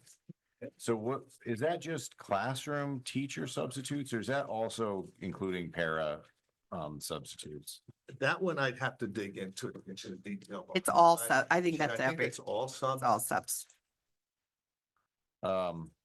All right, so we're spending a lot for some of these positions that are unfilled. It's just a different part of the budget. It's in a different part. Well, the problem, I think, if I'm not mistaken, the contract, if you're gonna hear a certain length of time as a sub, they move into a different category. If they take it, they have to take an assessment. So we Right. do have those substitutes that are in special ed. And they are able to, get that work experience and some support, and then they take an assessment to become educated. All right, but regular subs might become, in addition to para subs, can't get para subs, we're using regular subs. So I'm glad to hear 139 temporary salaries, you're gonna get us something on that, what that's for. Line 325, student intern is another line. It doesn't look like we budgeted for. What is that? Or What number are you on? Like 325. That's, those, if I'm not mistaken, those are the interns they used last summer for the, computers upgrading or fixing the computers. Those. all right, so that's the same I one that have we to have take something back- like 12,000 in for this coming summer. Yeah. That was last summer's use. Now, this is where I was saying before, some of these lines, because we don't have a budget, I may come back to you with a request for transfers to clean up some of the stuff. There should be transfers in there because. So we'll know what we actually spent. Right. I mean, this is where I should be coming in with some transfers for you. I mean, to be honest with you. Yeah. hate that phrase. Yeah, I agree. And we need to keep track of where the transfers happen. Correct. So then the other one, textbooks, that one seems way out of budget. I mean, we budgeted. What line are you on? Oh, the 640. We budgeted 25,000 for textbooks, which I thought you really even using as many textbooks. I could tell you what that is. Yeah. This should have been put in Title I. Title I was not approved until very late in the year. So I need to move that funding off of here and put it into Title I, but we had to buy these books. If I miss, is that the reading program, I think, or the math program that we had? I have to check with Anne Marie. Yeah, it's one of the programs that fits into Title I. But because it wasn't approval, we get the books, apparently they were purchased last year. They should have been put against Title I right out of the gate. There was also the right to read. So I think they came from different grants that we were able to use. Yes. Yeah, if you could get us some detail on exactly, because I thought that, I thought wit and wisdom and stuff was in a different category. And I can't remember what category. That was that's- purchased against a different grant, the Wit and Wisdom, if I'm not mistaken. Yeah, was that, Right. well, we put that into this year's, This- wit and wisdom, we put into this year's budget, so should it be?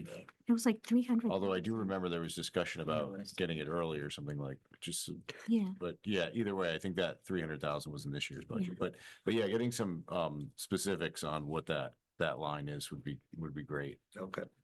Yeah, I don't think Wit and Wisdom came from a grant. No. Well, because we got $200,000, remember, at the end of the year for right to read, or for the 2 years, we were able to take some of the cost of the implementation of both the phonics and the wit and wisdom, and we had to pay it off in the grant in the 2 years. So we did some of that.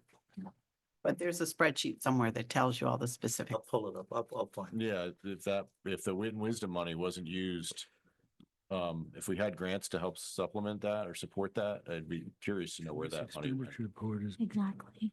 that we had budgeted for that. I didn't spend any Wit and, if it was in a grant, Exactly. it had to be spent. Oh, so the We board did have added wit and wisdom. 300,000 last year. Yeah. I can't remember exactly where that happened, but if we ended up having some grant support for that program, I'd just like to know the accounting on that program. Did it cost more than 300,000? Did we only spend, less out of our budget? And then where's the rest of that money? Where did that end up? So there were various components. There was the University of Florida phonics program. There were the geo textbooks that were the phonics-based text for Those kids. were last year though, right? Yeah, but I think there were more purchased this year, so we've got to get on that. I'll- You'll have a specific I'll dig it list. out. And Anne Marie might know off the top of her head. All right. All right, She and I are getting together in the morning. Oh, good. all right. Sounds like other people have questions, so thank you. Yes, Mike, Hey, Jen, go, it's fine. Jed, go ahead. Just kidding. Yeah, man, you're a good man. I don't care what You they sure? say. Okay, so, I know you said that you probably won't have time, right? It's Monday now. There's like 5 business working days. Um, as best as you can, right? Maybe you, shrink this a little bit and then you put like, just for the key ones, what is unusual that is not like normally that's supposed to be there. This board has repeatedly asked, I know Dean, and Adrian, like, give us information on the grants, right? And what's being offset in our grant for a holistic view of our budget and our total expenditures. So this is news to me that, Wit and Wisdom got put in a grant, because in my Not the mind, whole thing, there's other bits in and my, pieces to the. yeah, no, I know. program. In my mind, we had set aside 300,000. And I have the same question as Adrian. If we only utilized, if we pushed over 200,000 to a grant, what did we spend the other 200,000 on? And maybe that's part of the favorability that's coming here. Can't be if it was pushed last year. Well, it's in this year's operation. It's in this year's budget. I'll let you know. Okay. So, at least for, next Tuesday, as best as you can, information on the grants. And then like, for key specific items, obviously with updated data for the month. You It, like, understand, Ray? No. No, I don't either. It's, Very That's what- confusing. Yeah. so- no, I'm not confusing. It's you are. very simple finance. No, Jen, okay, respectful. no, he's saying that I'm confusing. No, I'm It's simple. confused by what your request is. Okay, you take why we're adding or why we're unfavorable or favorable, and you make commentary, like, oh, we're favorable in classroom teachers because we have 5 vacancies or an average of 10 vacancies for the period. We are over in substitute costs because throughout the whole period, not only are we covering for those vacancies, but it's increased costs. Simple analysis, right? I mean, it's just plain custodial. You know, something blew up and now we had like extra like overtime hours and additional purchases, whatever it may be, right? That's the analysis we need, not like, oh, yeah, it's like increased by 200,000 and it's custodial. We need to understand why is it? That's the question. It's why. So you want him to do it on every line item? No, just the major ones Well, what would be major in your eyes? where we have significant variances. Okay. Maybe we When put you a have percentage, significant variances, Ray, can you please let them know get you some. why? maybe it's like 10% of, Get you something. 10% over budget. That's just simple. I mean, yeah, anyway. And, like, I think I mentioned this before, we are the Board of Ed and, you know, we need to understand what's in these budgets. Transparency is key, right? I'm not saying that people are hiding things, but when the board has been asking for certain things, and I know you're filling in, at least try to, even if you can't get the entire thing, like try to fulfill like some of the requests, right? Like, I know Dean's been asking about the grants thing probably since last year. And you, That's about structure. yeah, Oh, no, but like, if we have, I don't know, 2 million in grants and, it's X amount of positions and it's like, we need to get reporting on that too. We're just getting reporting. I don't know, is it 2/3 of our budget? Is it 2/3 of like the operations or is it, half? I don't know how big is that grant budget. All right, Um, well, So anyway, it's just very frustrating to get reports in this manner that is not explaining anything. Well, I think you were hearing some explanation. yeah, you. And I also believe that with the budget process, we are all working overtime and trying to fill out frequently asked questions as they were being asked, and you were helpful in getting us those questions, and I was helpful in getting you the answers. So I would say grace and gratitude and a little patience would go a long way. We've been patient like the entire year, Susan. That's not, Okay, all right, let's move on. Could I ask? Getting out of hand. yeah, this is not right. Mike's night. Of Yeah, course, that's not of right course. to attack the staff like that. Mike, you're on, and then Ian, and then Matthew. Thanks. I'd flag some of the things that have been brought up. But one of the ones, the rentals and others, you did draw that out, of course, in your narrative. And maybe that's something Dan might talk about, but it is like, 200% of budgeted. There must have been something big there. Or maybe it's accumulation. It's accumulation of multiple items. I mean, that's, I think we had talked about that, Sam. I think there was the handicap facilities that were rented on the fields because we needed handicap facilities. We needed additional facilities. We already talked about that. with some gymnastic rentals, with some Yukon stuff that goes through to the boys and girls swim teams. St. Mary's Church, there was some rental stuff there. Porta potties was a big item within there. Then Canon copiers and Dell. Those were the main items that were in the rental. Okay. I do have some of the detail. Yeah, we can give you some detail. So I will put it together. I wrote it down quickly, so I had it because we've been underdone with training. And updated the operating system, the budget hearings. as Town you're all review. aware. Where we're asked for reports that have never been done before.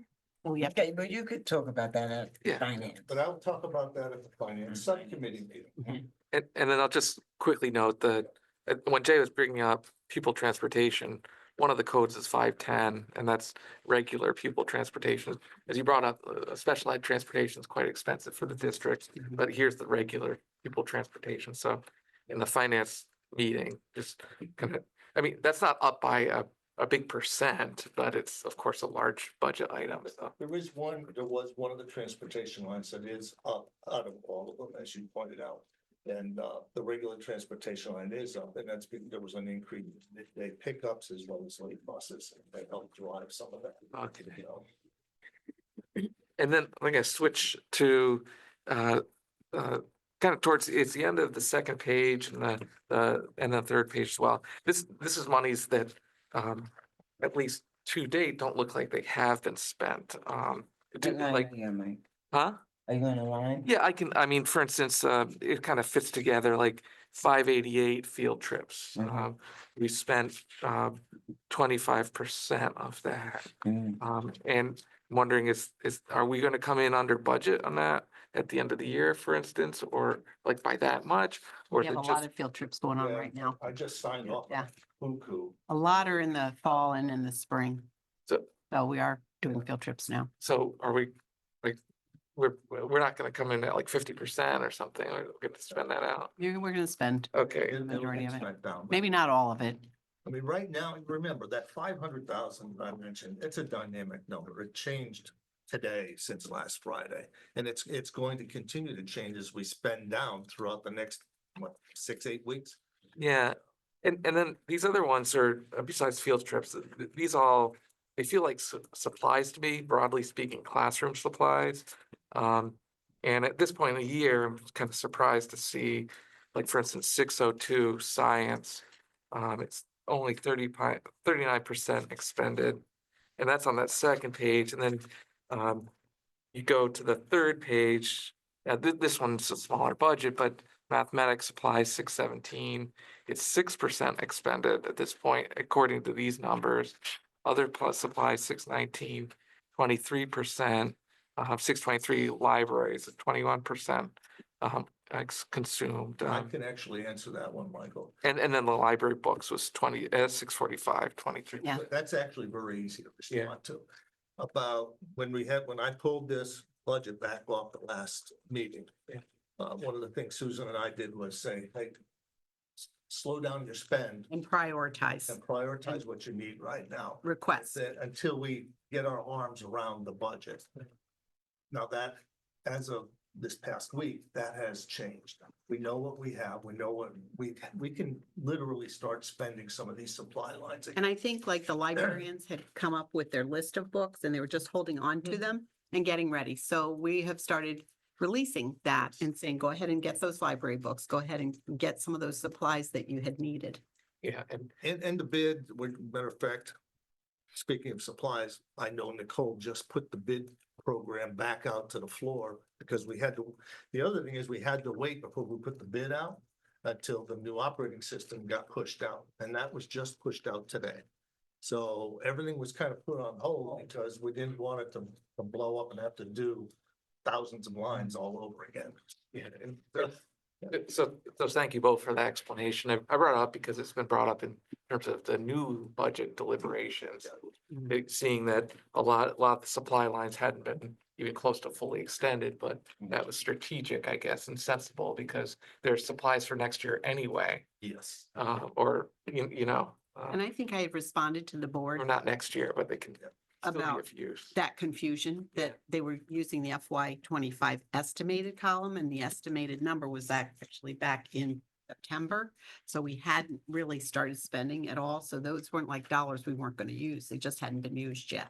So I said, it better to look at your FY 25 budget and the actuals from 24 when we were setting course for the 26. And that's what we did. And a lot of these supplies, I mean, this is things that gets expended every year through use as Right, well. exactly. Okay, thanks. There was mention, and I hate to belabor this, but there was mention of grants. Monday, one of the things, or next Tuesday, when we meet with the finance subcommittee, I'm gonna be showing them the grant spreadsheet that we developed that links to e-grants and also allows us to tie out and balance much more quickly for year end. So that we know what we spent, we know what we brought in, we know what we requested, we know what our drawdowns are. So this way we can get a better handle on our grants as well. So as on top of that, as one of the, we're going to be showing that as part of our revenue process. Susan and I were talking about this earlier today. And matter of fact, last week too, we're going to be putting a few items on our website. So you're going to see the grants, you're going to see our aggregate spend from the EFS file, and you're going to see our budget. This will be out there. It's there now, but it's embedded as part of a link. We're going to be putting it out on a tab itself. It's in our minutes and in our, Right. you know, presentations, but we really want to have a page that it's easy to get to. And when you're speaking grants, you're speaking both competitive and the title grant. Oh, yeah, these are all, whatever is in e-grants, Yeah. that's Yeah. what we're going Yeah. to. Thanks. Town doesn't have it. Thank you, Bill said, right? Ian? Oh, yeah, thank you.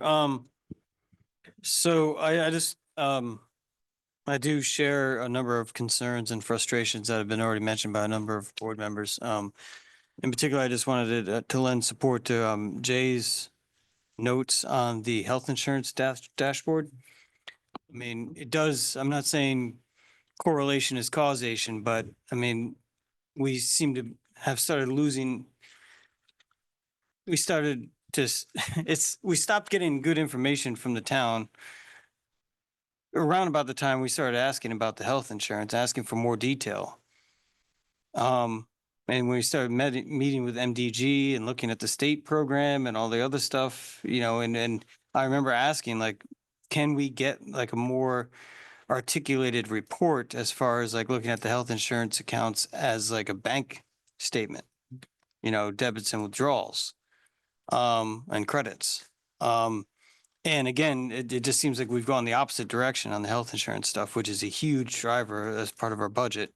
And on top of that, it's a thing that the town and the board share together to the benefit of the town and at a cost to the board. So I think it's of great concern that, you know, we should get regular reporting on that. And yes, there may be some, like a month delay, 2-month delay because of all the processing. Either way, though, when I first got on the board, we were getting updates as part of this regular monthly meeting, as part of this report section. And a lot of that data came from the town. So I don't know if it's not, you know, getting to the business office or not. But either way, like we depend on that in order to trends and get a sense of the patterns. Mm. So it's, you know, even if it's like a month in arrears, it's still consistent over time. And we can account for that. But we just need it to happen consistently.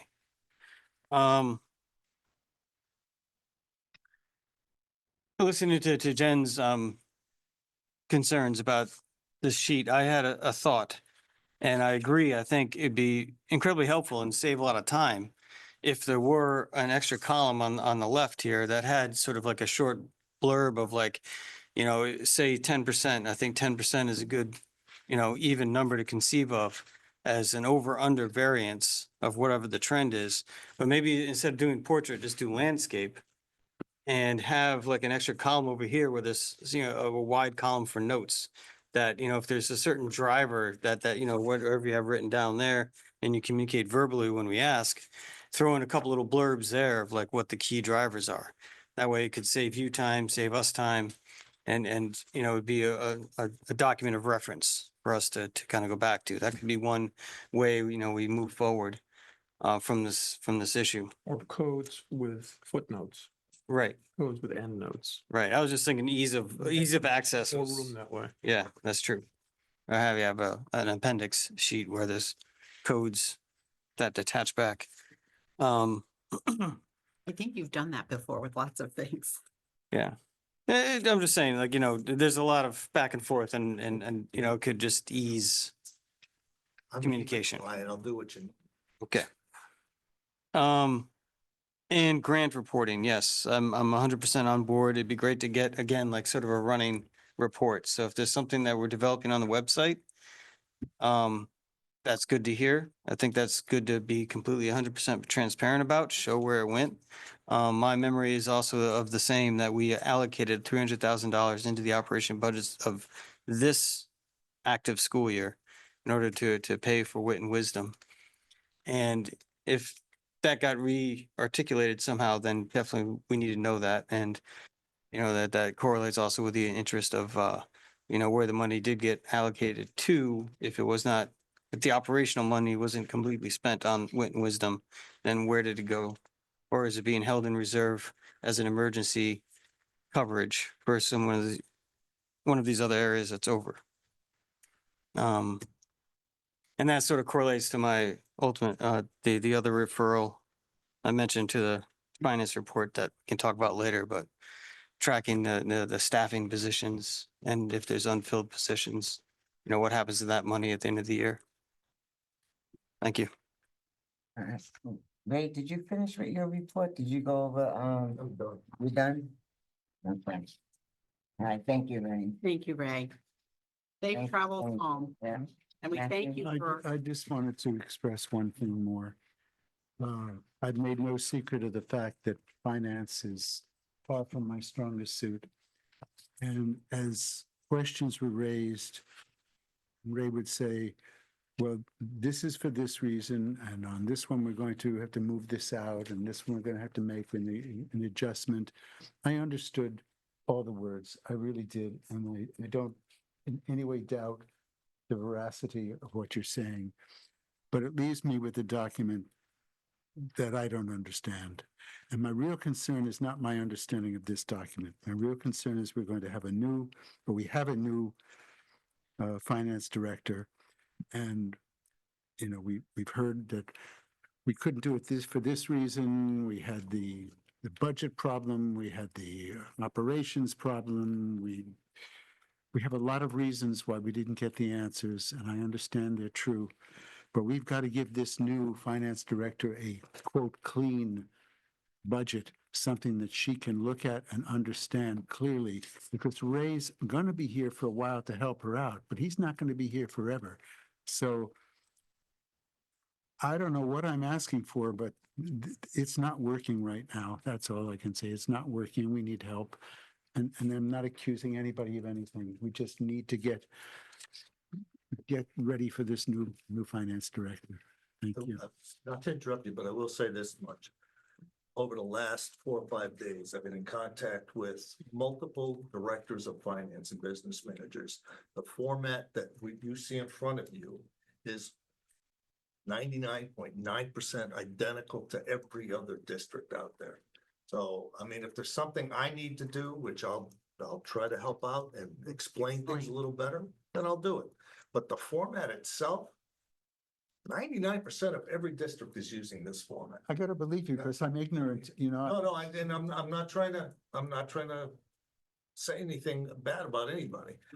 If there's something that I need to do to make it simplified, then I'll try it. I mean, I just don't want to have us hear the new director say month after month, that happened before I was here, I'll look into it. Because that would be a fair and honest answer on that person's part, but then we go down the same road again as I wasn't here and I've got to look into it. We need to get it ready for her. Yeah, she still might say that. She still might say that, but we got to, Wasn't here, so she still might say that. we got to do the But third. Ray will do his best to I know he will. update her and regardless of get her. deadlines, I'll do my It's, best. Yeah. it's not my Yeah, intention to beat on you. Oh, no, that's fine. I mean, and I'll take it that way.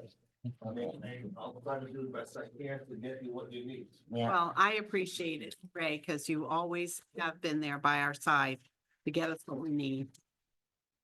Every step of the way, and then come back to help support us and me. Some So of it I do at the appreciate same it. time.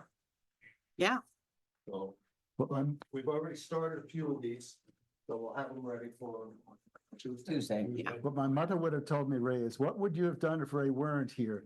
And I shiver to think of what that yeah, would have been. Shiver like. should think So- it's right. So thank you. yeah, remember that. Remember that. Remember that. Jacket, keep it cool. Don't go like that, because he did help us a lot. Yep. Thank you, Thank Ray. you, Ray. At Appreciate it. least have a Don't service. fight the hand that feeds. At least, I know, that's a definite, At least we're not going to the town asking for money. yeah, Right, yeah, right. yeah, right. right, Anyway, yeah. that's all right. Thank you, Ray. Well, we shouldn't have gone to the town task. Okay. last year. What you saying, Jen? Nothing. Good. Mhm. Right. You got it. I'll telegraph. Picking on And somebody. don't forget, your mic's on. Picking on somebody else. It's an equal opportunity program. I appreciate that. Right. That's Sam. Sam, Sam, you're on, You Sam. have somebody else in the boat. So, Great. Well, good evening. yeah, put your hard hat on, Sam, and your steel boots. How long are your pants? Oh, look, you actually, I love it. Distributed. You don't know that, something. do you? Sam, you made the now I pants try to too long. understand this. Give me a magnifying glass, Sam. I'm an old guy. all this colored ink cost? I can't even read. I can't read. I can't read it. Oh, wow. I also am 20 years older than you. Thank you, Sam. Oh, yeah. LASIK. No, you Indeed. You can only go around one way or the other. Yeah, that's right. Well, I wanted to end up back here anyways. Exactly. So I met with Fuss and O'Neill, which is the company that did the testing of the HVAC systems at both Catherine Kolnaski and Northeast Academy last winter break. And they had given us a draft report, but just about a week ago, we got the final report. I worked with them to get the final report. And so now we are now at the stage of soliciting costs and pricing on making the needed adjustments to those and any repairs that need to be done at those two schools for that HVAC stuff. So as soon as I have that, I will report further on that. The paper that I gave you just handed out is a list of all the items that we have between the principals of each school and my department. And as on the first page, anything that is in blue is actually something for the IT department. Now, IT department has a lot of things going on, and on most of these items, facilities will be assisting in either installing or removing something within the school. So that's what the blue items are. In addition to that, I've also got some items that are in progress. And for instance, if we go across why don't I go across the lines, line one, first of all, at and I'll hit the ones that are now in progress for spring and also mention the ones that we'll be doing during the summer. The ones that are highlighted in green will be summer projects, and we'll get to those in just a minute. So if I go across the line, first of all, on line one, get over to Charles Barnum. There was a concern regarding safety, and our IT, our technicians are working on that now. They are actually installing a new speaker in a space, which is actually a closet that the kitchen staff go into at Charles Barnum School if there is a lockdown in the building. So there was no speaker in that space, and after the last lockdown, we found out that she couldn't hear the announcement. So our department is working on that presently. On line two, if we go across, you can see that I have two items there written in in progress in cooperation with IT.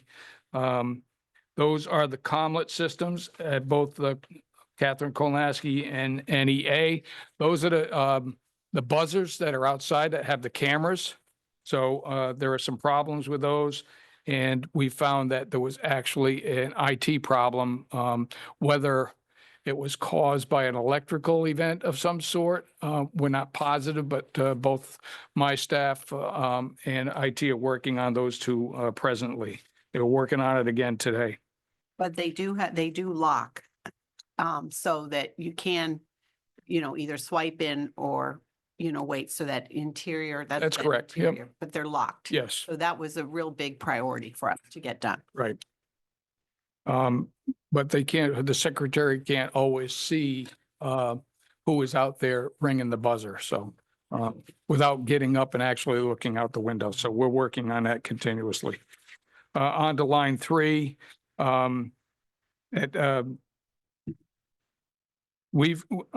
This is about mostly about the no trespassing signs that we're putting on all of our school properties. And we have now completed 3 of the schools, and the 3 schools that we have left, they're working on Mystic River presently, and then we'll be moving on to Fitch and Groton Middle School to get those completed here this spring. And hopefully within the next week or 2, we'll have that done. Also, on line 3, all the way across over to Mystic River Magnet School, you can see that is just finishing up at Mystic River, as I said in the first box. And just before that, the blue lights in the cafeteria for Catherine Kolnaski. When the kids are eating lunch, they're making as much noise talking to each other or more noise talking to each other than they are eating their sandwiches. So announcements are not heard very well in the cafeteria. And so way back when we had Clauchester, we employed a blue light in the cafeteria gym. And so that when the announcements come on, the blue light goes on. Some kid will say, hey, the blue light's on, and they'll all come silent and they can make their announcement. It's going to work exactly that way, I'm sure. So again, that's as soon as we have that in hand, then we will be installing those. But it's a summer project by the time that gets going. On to line 4, sidewalks at Fitch High School. We use a lot of salt, and salt is an enemy of concrete. And so we have a lot of spalling and cracking and peeling and just deterioration of sidewalks. We fill them in temporarily with sand or gravel, and we'll be working on those over the summer as well. Now, do you have to dig up jackhammer the sidewalks and put new cement down? Not necessarily. Some of them we can actually just saw cut with a concrete blade, cut a straight line, clean it out, and then pour a new patch in there and trowel it off. So without having to do the whole section. On to line 5. again, a summer project, at Fitch High School. When somebody comes in, they could keep those doors locked, but that would mean the security person would be getting up every time. They can buzz them in the first door, but the second door, they can either just walk through or it needs to stay locked. So, in talking with our door person, that's going to be a summer project and, that could, be, in the thousands of dollars. So, but that will be a summer project for us there. And that will be the last of the foyers at our school buildings that will be lockable, a lockable foyer. I think the police call it a man trap sometimes, or whatever, however you want to say it nicely. The person can get in there and then they're locked in there until somebody lets them in further, identifies them, or not. So. Well, moving all the way over to on line 5, classroom windows numbered. You'll see that in a number of these if you go through this. Some of the schools previously, when they were built, had the numbers of the classrooms on the windows from the outside. We've had some discussions with first responders. Some of the first responders like that idea. Others think it's not such a great idea to have it identified that way, but we're going to go with what the police chief wants, and he wants them identified. So we'll be purchasing numbers that are about 10 inches high. We'll put them on the inside of the window so that indicates to a first responder coming High to the school building has that exactly what done, building they right? are. I beg your pardon? Which high school has that already, Yes, and several other schools. yes, So we're just going to be looking at the ones that don't. And That's correct. Northeast Academy happens to be one of them. Is yes, that right? yes. Yeah, that's Yeah. right. On to, all the way down to line 7. You see that a concern about a gate at Charles Barnum School. Maintenance will be looking at that this week and determining what to do, and we'll get that again, another spring project right there. Line 8, classroom windows again numbered for Catherine Kolnaski. So it wasn't just Northeast, it's also Catherine Kolnaski, and it may be another school too. I can't remember at the moment. Over to the second page. Line 1 on page 2. All the way over to Northeast Academy. Well, I guess this is a repeat of the first page, isn't it? I've got that highlighted in orange. So that's numbering the windows again for the first responders. Down to line 2 at Catherine Kolnaski, wall in the office. And just below that, line 3, wall in the music room. Those are summer projects. We have a plan already from the architect. We'll be building that in-house. My staff will be doing that over the summer. All the way down to line 4, again, signage. There's some signs that are looking, I need more clarification on this, but there are some signs that the high school is asking for to direct people to the fields. If you didn't get to see it in the paper, the baseball field was dedicated to Ed Harvey last Thursday afternoon. And a nice ceremony. I think there is actually a sign at the circle that says baseball field this way at least. So I didn't have everybody complaining they couldn't get to that, but there are other places that people, that the staff, the administration would like some additional signs there. So I think these are the type of signs that people actually read. When they're looking for something, they'll look for a sign, but if you tell them not to do something, they seem to miss those. And then on to line 5. I don't know why this was in here, but somebody had some concerns about the courtyard downstairs in the middle of the building. And that is on we have now a new groundskeeper, and the groundskeeper has that on his schedule to take care of here this spring. Moving on over, you see these last couple of pages are all for Charles Barnum. Charles Barnum decided to send. Where it says classrooms, that's a Charles Barnum list. Where's that? This was, Yeah, this is all Charles Barnum. oh, okay. Okay, and these are mostly, these are painting items for the most part at Charles Barnum. So again, somebody Has had. Seth gone through this with you and taken you around the school to show you? Well, I've been in the building, I've seen most of this stuff and Okay. some of them are still questions, but I'm actually meeting with Seth on Wednesday morning. I was Okay. supposed to meet with him this morning, but we didn't catch up. And so all these green items here are summer work, painting and scraping, et cetera, replacing ceiling tiles. The musty smelling room too, the maintenance coordinator is working on that. He told me today there are a couple of ceiling tiles that were stained, probably had a roof leak. And so they're replacing those 2 ceiling tiles as we speak. And all the way down through all those classrooms. It's all painting, old cabinetry.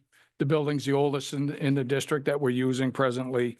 And so some of the wood cabinets, need to be, the finish is cracked and peeling. And so those need to be, the doors on those need to be refinished. So that's what we have at Charles Barnum. Again, if it's in green, these are all planned for the summer work. So I'm over on the 3rd page. You see some lavatory stalls that need to be painted, classroom ceilings, and exterior doors at the kitchen. On the last page,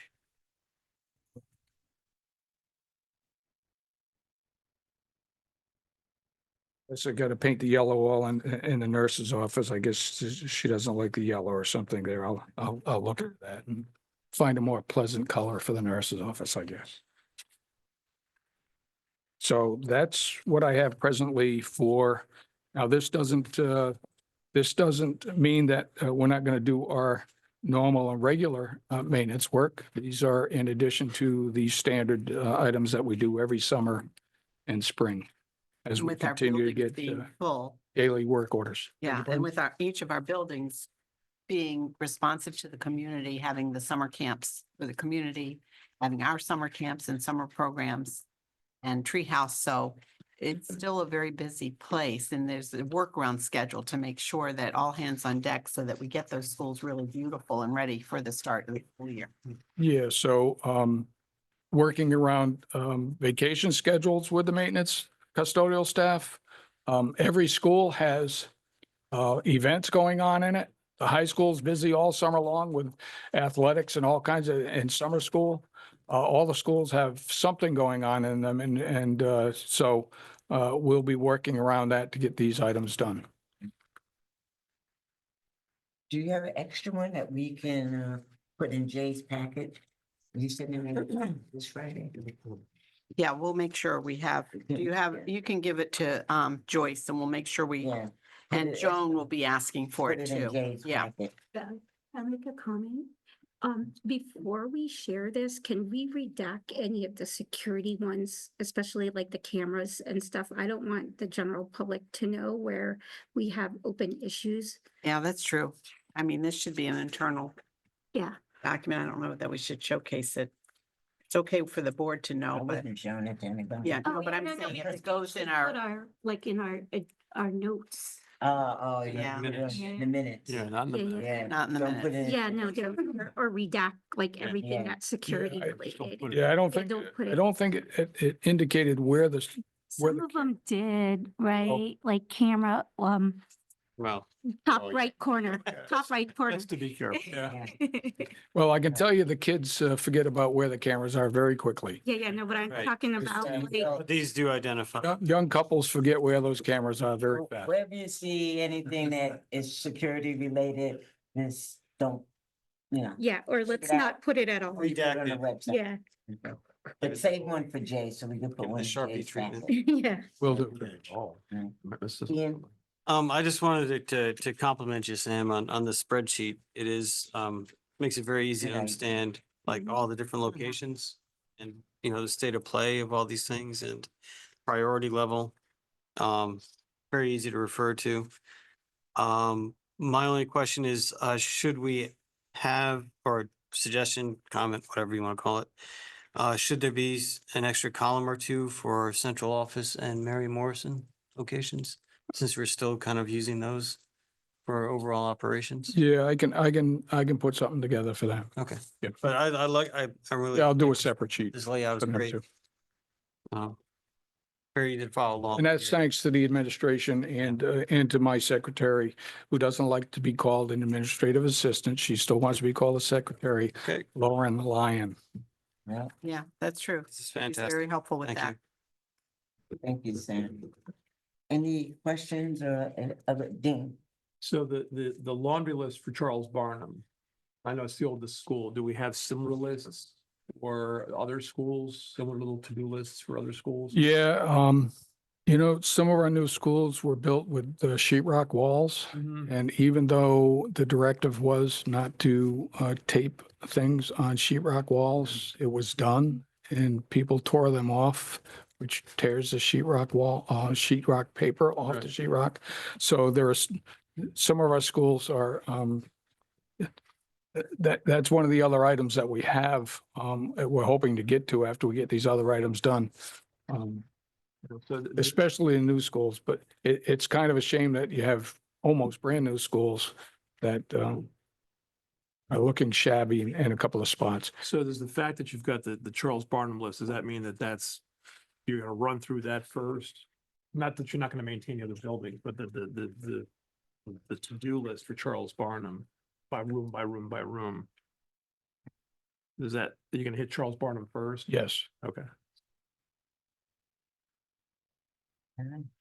Any other question, Adrian? Yeah, I apologize for forgetting which schools this is in, but I've heard a few comments about diesel exhaust or boiler exhaust making it into the air intakes in a couple of buildings. Northeast, Catherine Kolnaski had an issue with the low pressure systems and when we had low pressure, some of the fumes are being drawn back in through some of the units. So we actually extended some of those exhausts.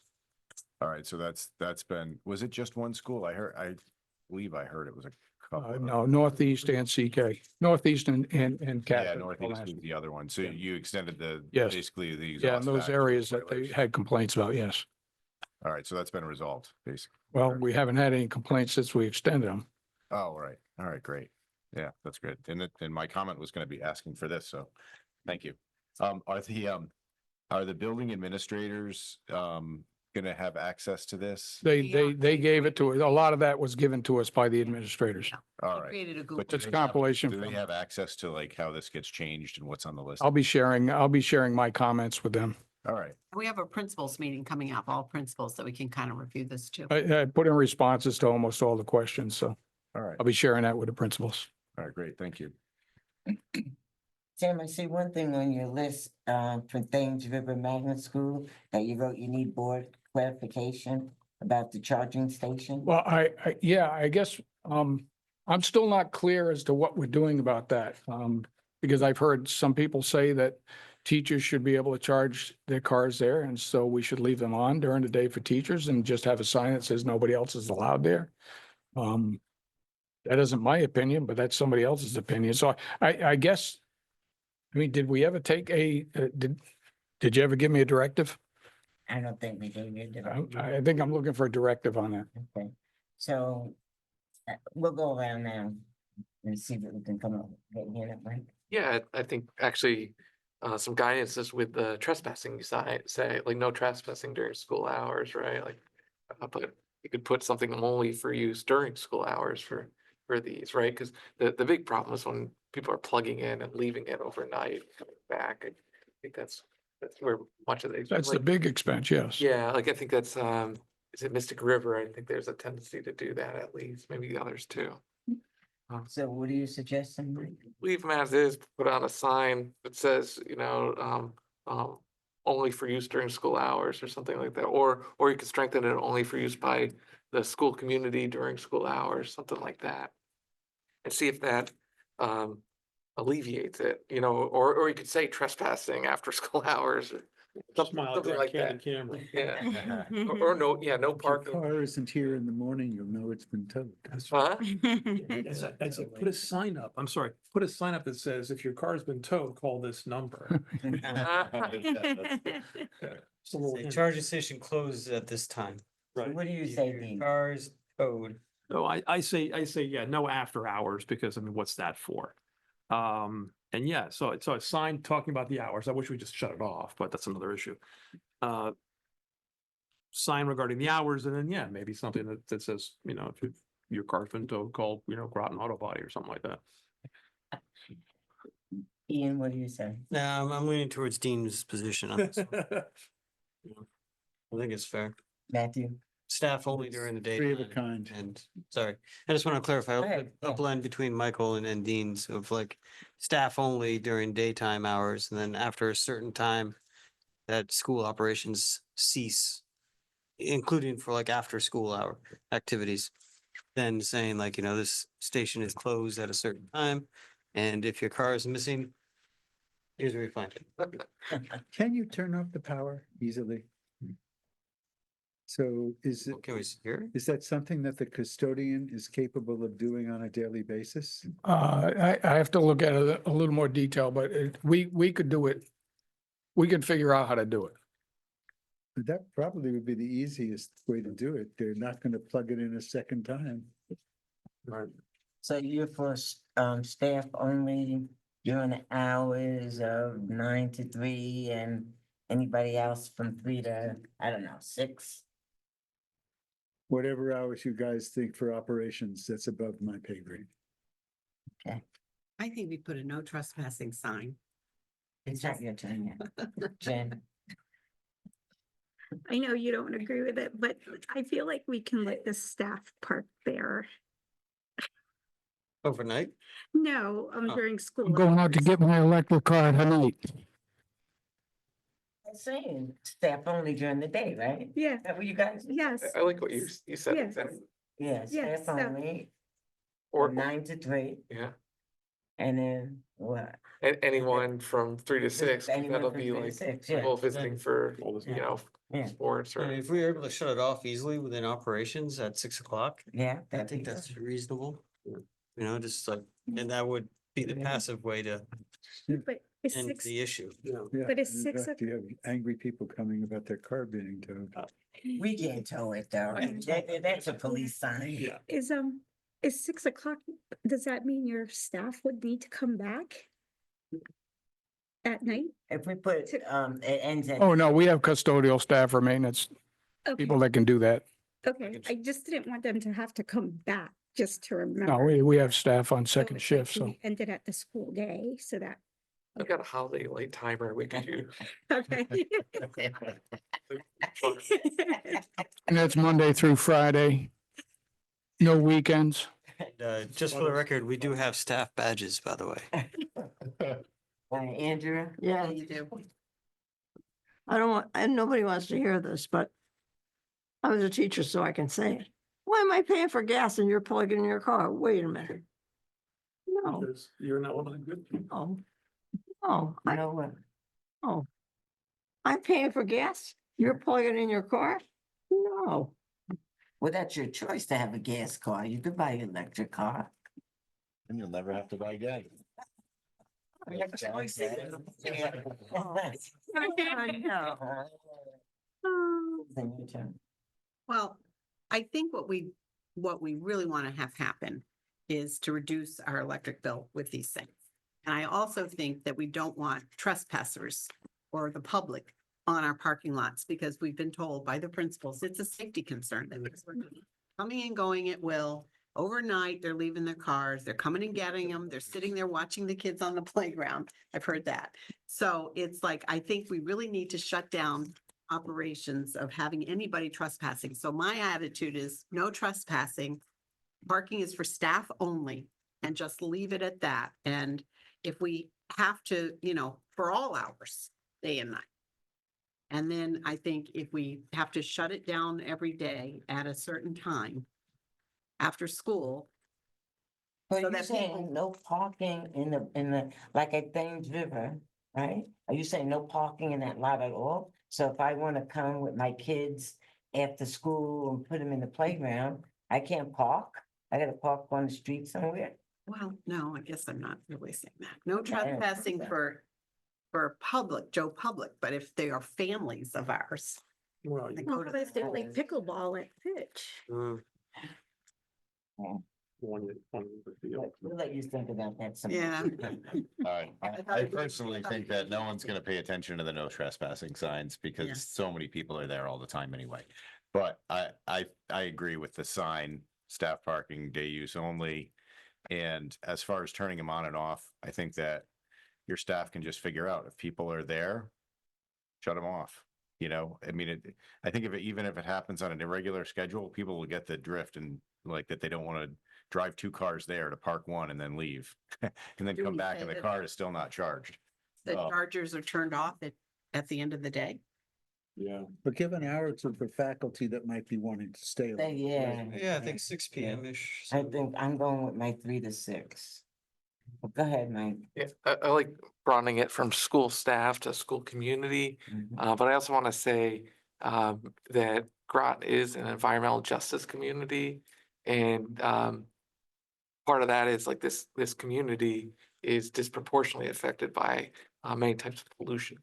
And so there are incentives to purchase electric cars or hybrid cars associated with Groton because of that. And so it's an attempt to partially to improve air quality.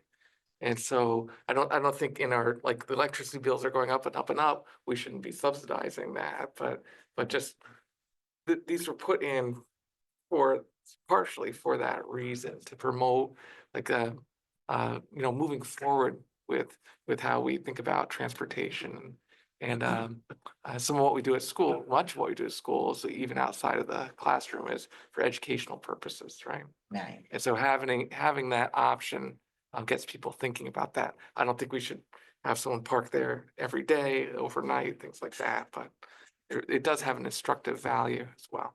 What is the town doing, Sam? Do we know what the town is doing with relationship to their electric? I know that They were talking to somebody about getting, charging, being able to charge, to charge the users. A meter. And that's expensive. Okay. Hmm. So where do we stand? 9 to 3 staff only, 3 to 6 community, then ask the police to patrol the area and give tickets if somebody's in it, And Monday through Friday for that. Monday right? through Friday? Yeah, please. I mean, we can ask the police if we have signs up there, can't we? Sam, Yeah, oh, we could ask them, but I mean, I we see. want to ask the police to Jay- patrol it and give I see. tickets out if people You are. guys are really good at pointing that out, but I. Police have a lot of things to do. Yeah, I don't want to involve. We live to help. He's gone now. You help too much. I mean, Oh, no, he's back. Jay. Yeah, I guess I've been on the board too long now. I'm starting to come to that realization tonight. This was brought up many years ago by Liz Porter. And she said we should not be allowing people to use the school district's electric. We should not be using the money for our students to be subsidizing people who are driving Teslas. And it was poo-pooed at the time because electricity, I guess, was cheaper. We didn't have all this excess fees that the state has now gone on to pay for all the bills during COVID.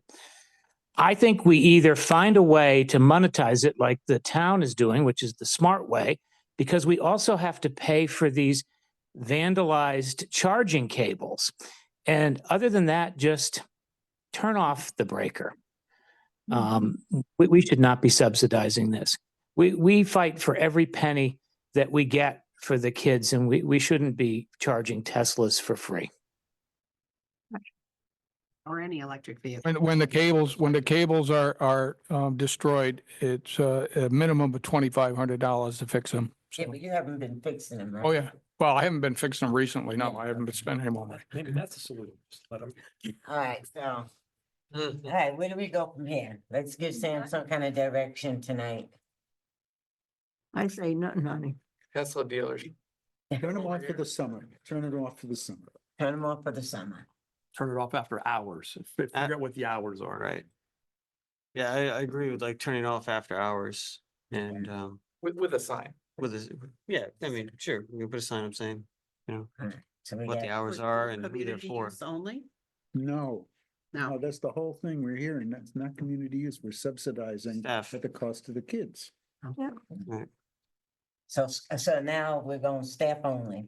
Staff used to only shut it off after hours. So That- staff that's only. Or So me. now we can narrow it down to like 9 to 4 or something, 8 to 4. I mean, some staff, like if you're talking like athletic staff and Oh, yeah, that's it could be like later. Good I think point. 6 PM is reasonable for like that. Alright, so, and then shut them off. Yeah. We'll just ask the building administrators on the time. No, we want to get Sam some All right. direction. It's, we'll 9, be- 6. What, 9 to 6? How does that fit for you, Sam?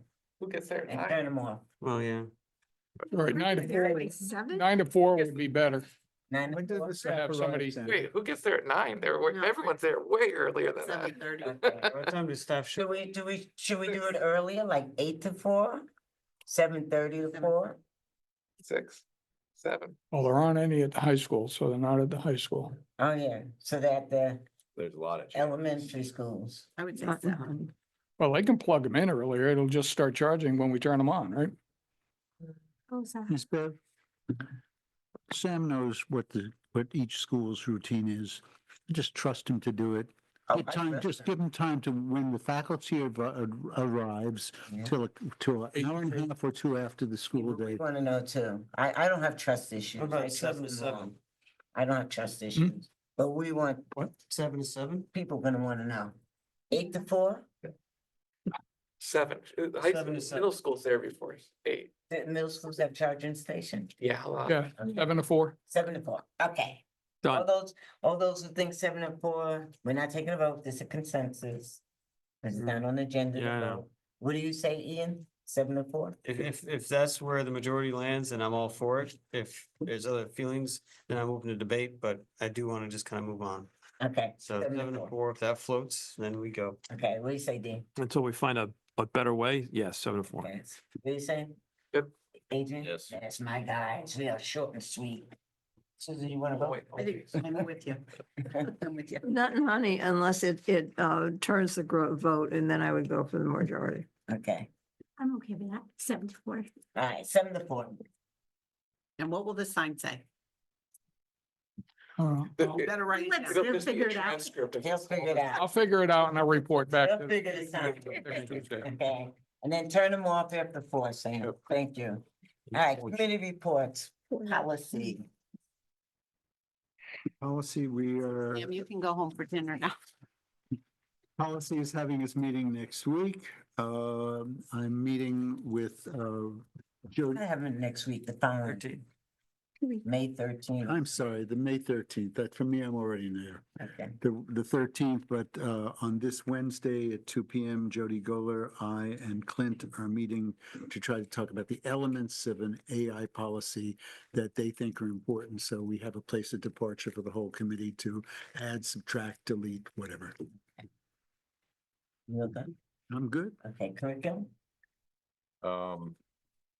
Curriculum, we discussed, the personal finance class, which I believe is a new class that we just started.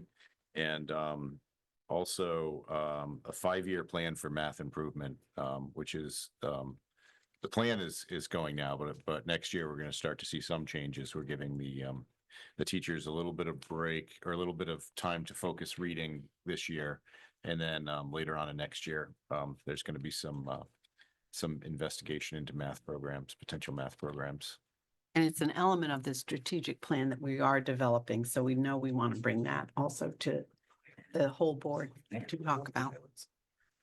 Oh, yeah. So we're gonna, and as for the pilot, or the way that classrooms are gonna pilot, it's basically all of the school is gonna, or all of the classrooms are gonna pilot, the same program in the spring. After the state testing is done, so then all the classrooms will pilot it. So there'll be plenty of room for comments on the program. And that would be next spring.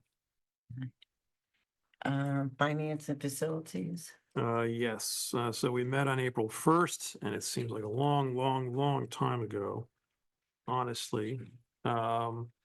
We covered the usual topics. Our Director of Finance reported that at that time, we had a $1.5 million balance in our favor, I suppose. There was discussion about working on the ED 49 for the Charles Barnum Roof project. Talking about the charging stations, I'm not going to go that. Estimates regarding HVAC projects at the high school and Charles Barnum. Prices have gone up significantly since when we first got estimates, but I think, Sammy, I think you thought that the increases were due to contingencies, hazardous materials testing and commissioning, agent amounts that were not included in the original estimates. Then that's the increase. You were going to meet with principals on April 8th to discuss tools for schools. No trespassing signs were installed. We talked about that. And of course, the Ed Harvey baseball field sign, which I was the only one at. I stood by the fence. I wasn't invited, really. I mean, I was notified, but I wasn't called to speak, and it's just as well. What am I going to say? They did thank the Board of Education for voting yay on the sign. So That's it? that's it. That's it, okay. Ian? Ad hoc Budget Procedure Committee met on 4/22. It was a very brief meeting. We just discussed about the game plan of how we're going to move forward, looking at the budget presentation inside the book. And we delegated some duties amongst us to work up some templates that we'll work on to propose to the board as models of presentation. I think Jen, you have some budget books, right, that you got from the Cave Convention? Ian has them. Yeah. You handed those off to me a while ago. And so the next meeting will be on May 20th at 6:30 PM. That's a Tuesday, and it'd be virtual. Thank you. I'll give a report on Learn. We had a presentation from Andrea Lillo, I messed up her name, and Sarah Moon about Learn's new Creating Connections Early Learning Center designed specifically for infants and toddlers. This initiative has been in development since 2022, response to the significant need for quality childcare in Connecticut. We're having a soft launch in mid-May with one classroom opening up, and we hope to expand it to a second classroom in September. The program will serve children from 8 weeks to 3.5 years old. We also discussed key legislative updates on HB 6869, an act expanding dual enrollment and concurrent enrollment opportunities into the agreement between secondary schools and post-secondary schools. And an act concerning Medicaid coverage for ABA services. These services are aimed to improve learning, communication, and social skills while reducing behaviors that interfere with learning. And ABA stands for Applied Behavior Analysis. And we also discussed an act concerning disconnected youth, expanding support for students eligible for free and reduced price meals, multilingual learners, and students requiring special ed, and establishing a youth success oversight board. I think I mentioned this before. Learn is transitioning their regional multicultural magnet schools going from K-5 to 3-8. And also the French School received an award from the Magnet Schools of America. And that's all I have for Learn.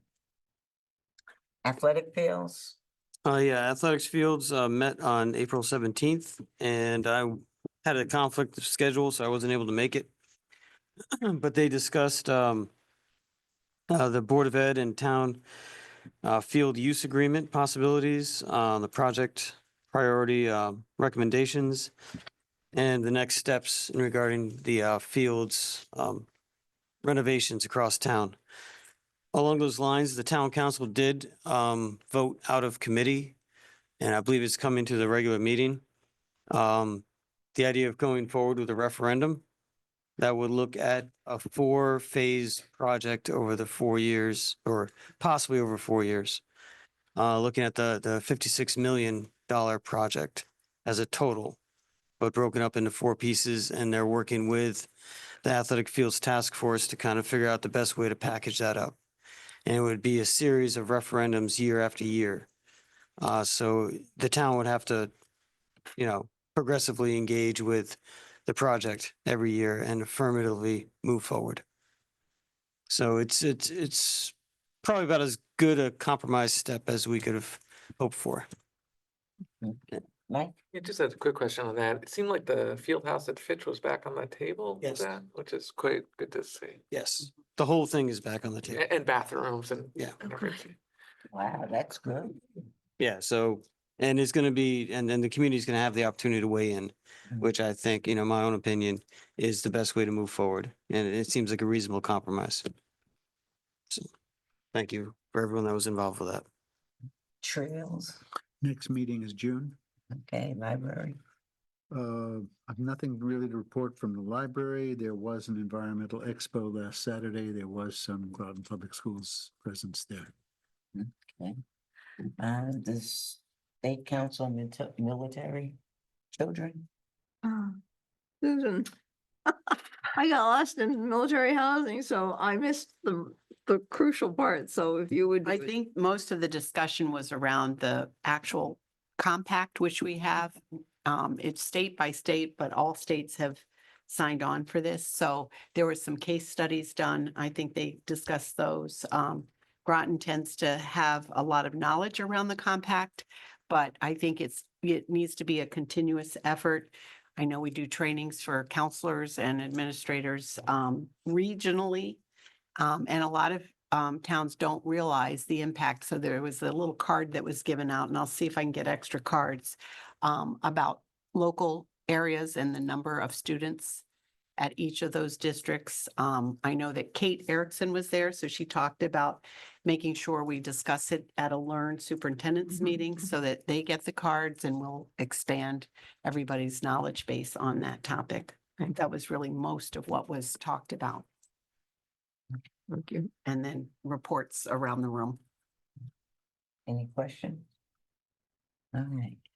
On to the consent agenda. Do I have a motion to approve the consent agenda? So moved. Dean, do I have a second? Second, Andrea. Any questions, any discussion, Michael? Yeah, just a quick one for the approval of the regular minutes of March 24th, 2025 meeting. That's our last regular meeting. Mhm. It lists out, the citizens' comments about, and many of them were about cheerleading. They supplied a written, like is asked of them often, supplied written comments. And I'd like to add it to the minutes. I actually came late, so I never got that. That is like The yellow one? yes, a bright yellow sheets of paper, well articulated. I'd like to add it to the minutes. Was it from a particular one? It was just, they had it all together as one, so that, Oh, I guess, as they packet. came up one after another, we just flipped through the pages and, because I wasn't there right to the start, which I apologize for, I didn't get one, but I was able to follow along, but I think that'd be good to add to the minutes, because we do actually, request that, I think it would citizens' have to be petitions, they'll have- redacted since people's names and addresses, there was some information that was suggested. I think you've even added that to your, Yeah, this area, right? yeah, to not speak about people's names, and there were kids' names in there too. so I that would think be, needs that to would be absolutely be redacted. fine. Yeah, Yeah. I'll bring it. Sharpie tomorrow. I have it. I just saw it at my Yeah. house. I have yeah, it. okay. I'll bring it tomorrow. Would it be appropriate to identify somebody as student, parent, community member? Oh, no, I think they self-identified themselves. It's fine just to, electronically essentially take a black line to whatever you feel is not appropriate. Yeah. Any other comments? No. In regards to the April 22nd meeting, the minutes we're a little scant as far, in my opinion, when it came to the, discussion. It noted that Superintendent Austin gave an overview of the purpose of the compliance letter. And then we noted the grant amounts, but it doesn't really have I'd like to see some sentence in there that captures the fact that the board did discuss it and weighed pros and cons of signing the letter versus not. And, just some capture of the idea that, it wasn't, that we did apply some rigor to the decision. Right. Okay, Adrian, you give your hand up. Yeah, on the, attachment number 5, the March 24th meeting minutes. I talked to Joyce about this today, but the way it's written, it says consent agenda and then a motion, You're on page 2. page 4, Oh. those minutes. Oh, yeah, we're supposed to amend that. Yeah. And thanks for bringing that up. We're supposed to amend that because it's supposed to say, So I've got the other minutes. I can just read it. go ahead. So the consent agenda was the minutes plus Deloitte Consulting Product Services LLD has donated 12 Smart Rover kits. I'm just going to do this quickly. Electric Boat has donated $4,500 and Fitch Athletic Booster Club has donated $458.70 for scoreboards. I'd like the consent. So the motion, I believe, was just to approve the consent agenda, and it shouldn't say just to approve the minutes. It should just say to approve the whole consent agenda, Right. so that all of these items are also included in those minutes. What happened was a parent, sent me an email saying that we didn't approve, 45,000. It wasn't in the minutes. And we did approve it, Yeah. but it wasn't posted because I guess when the minutes were typed up, it's only said we approved the minutes and that we didn't approve the whole consent agenda. So when I went back to ask Joyce about it, that's how we found out that the motion only said the minutes. And even though I did say the consent agenda, when the minutes were written, it only said the minutes and not the consent agenda. So Joyce said we had to have them amend the minutes for this. That's how that happened. And that's what we're talking about right now. That's what we're talking about. This is that action. Yep. Very well then. Thank you for that. Joyce knows what to do. Joyce knows. Oh, good. Yeah. Okay. And thank just a quick note to follow up on that. To my understanding, right now, we are all good with that. It's proceeded, the check's been received. Check's been received. And now the final I to dot, T to cross is for the town council to vote. Right. Didn't they vote on it? Well, they Town voted in council already committee, voted. in committee of the whole, they did it. Yeah. I think they have to do a And ratification. now we have a RTM. Oh, okay. I think that's on my schedule. Okay, so, RTM next. so we're one more vote away from officially accepting the money. Yeah. Exactly. And which pivots to the next question is what's the turnaround time on the scoreboard? Once the money's all set for the middle school scoreboard? I think Mark said 6 to 8 weeks. Like I told some of the parents that that emailed me and I responded, it's not gonna happen for spring sports. Right.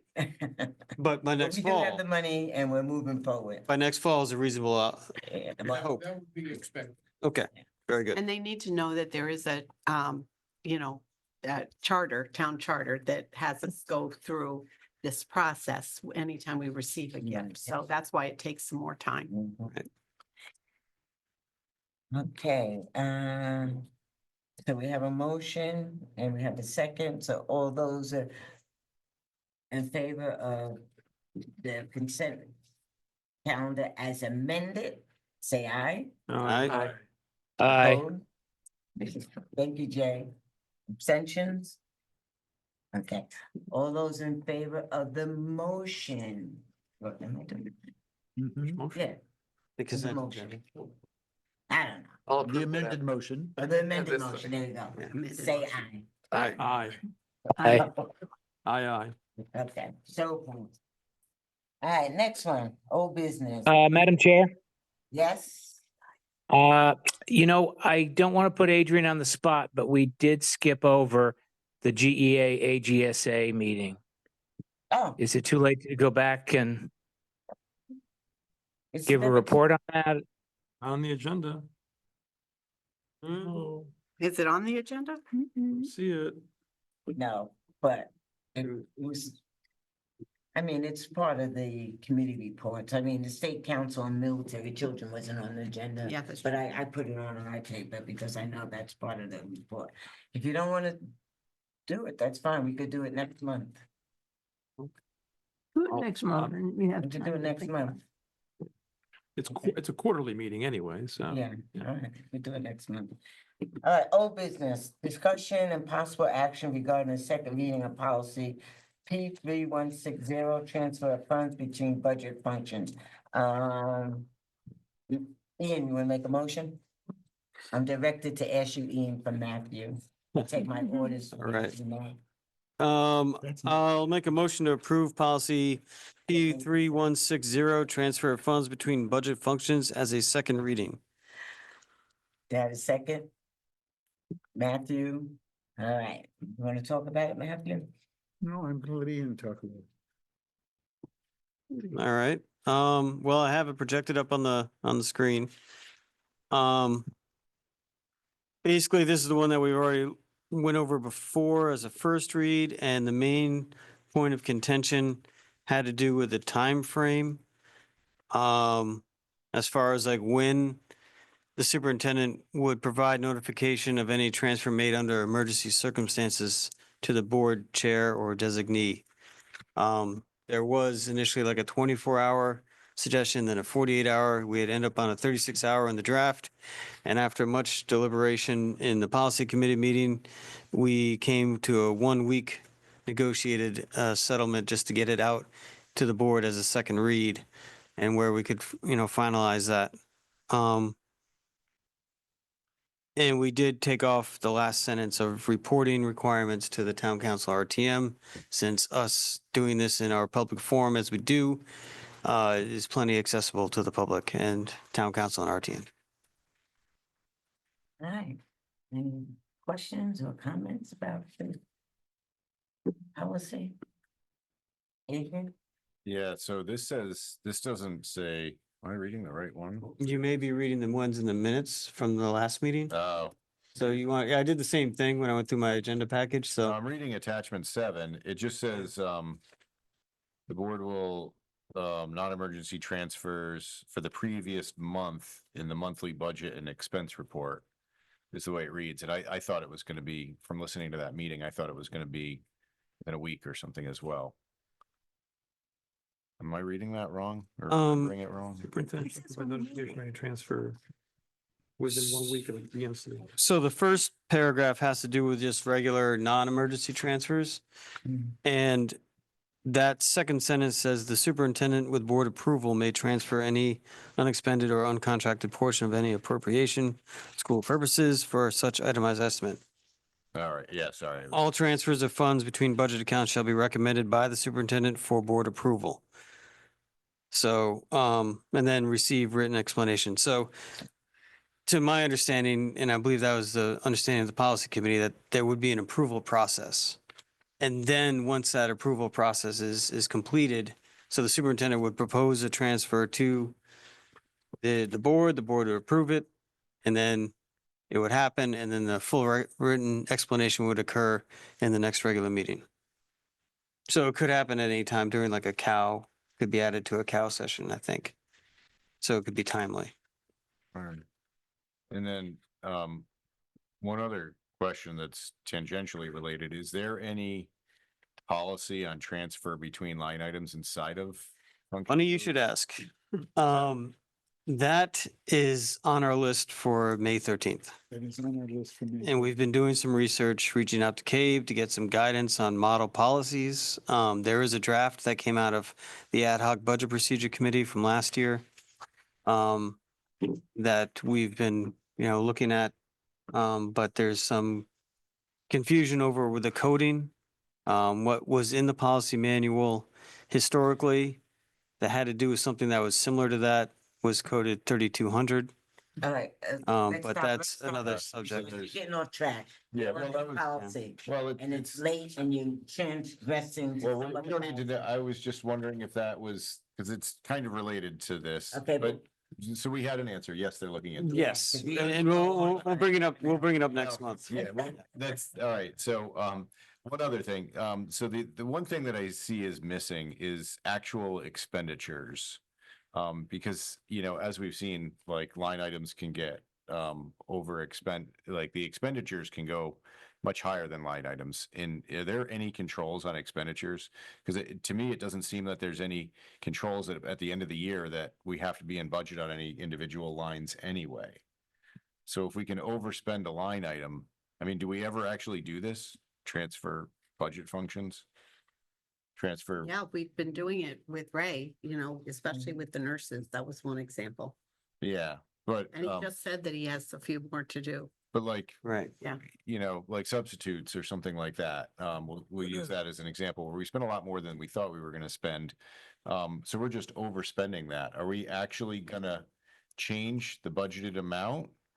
Cause then we don't really know for next year that we under budgeted it. Well, that's what Ray had mentioned tonight. Yeah, I know. I'm just wondering how the actual expenditure side ties into what we're budgeting, what we're setting aside for the cases of when we overexpend.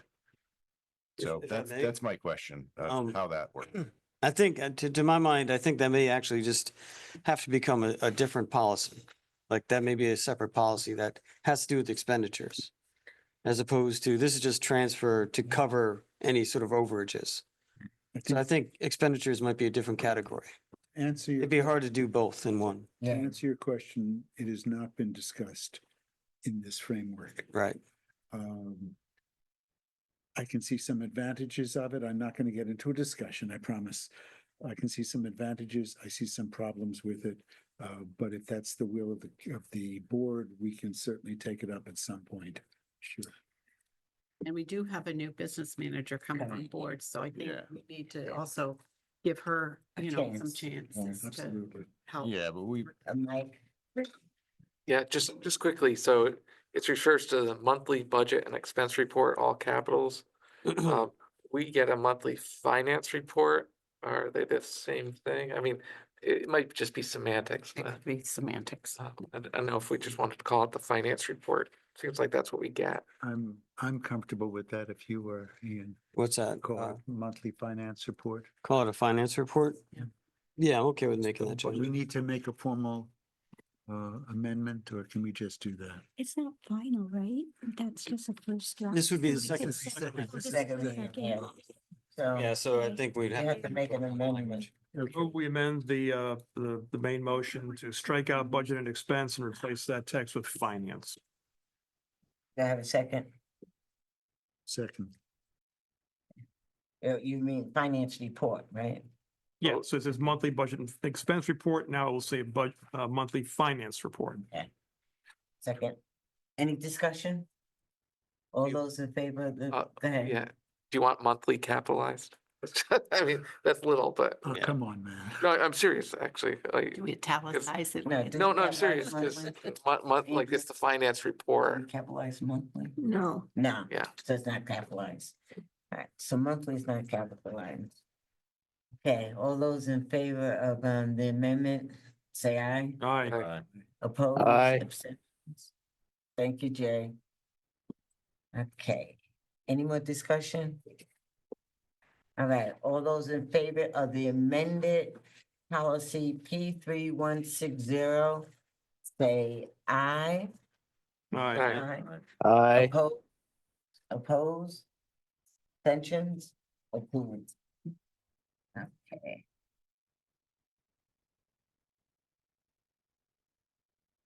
Approved as amended.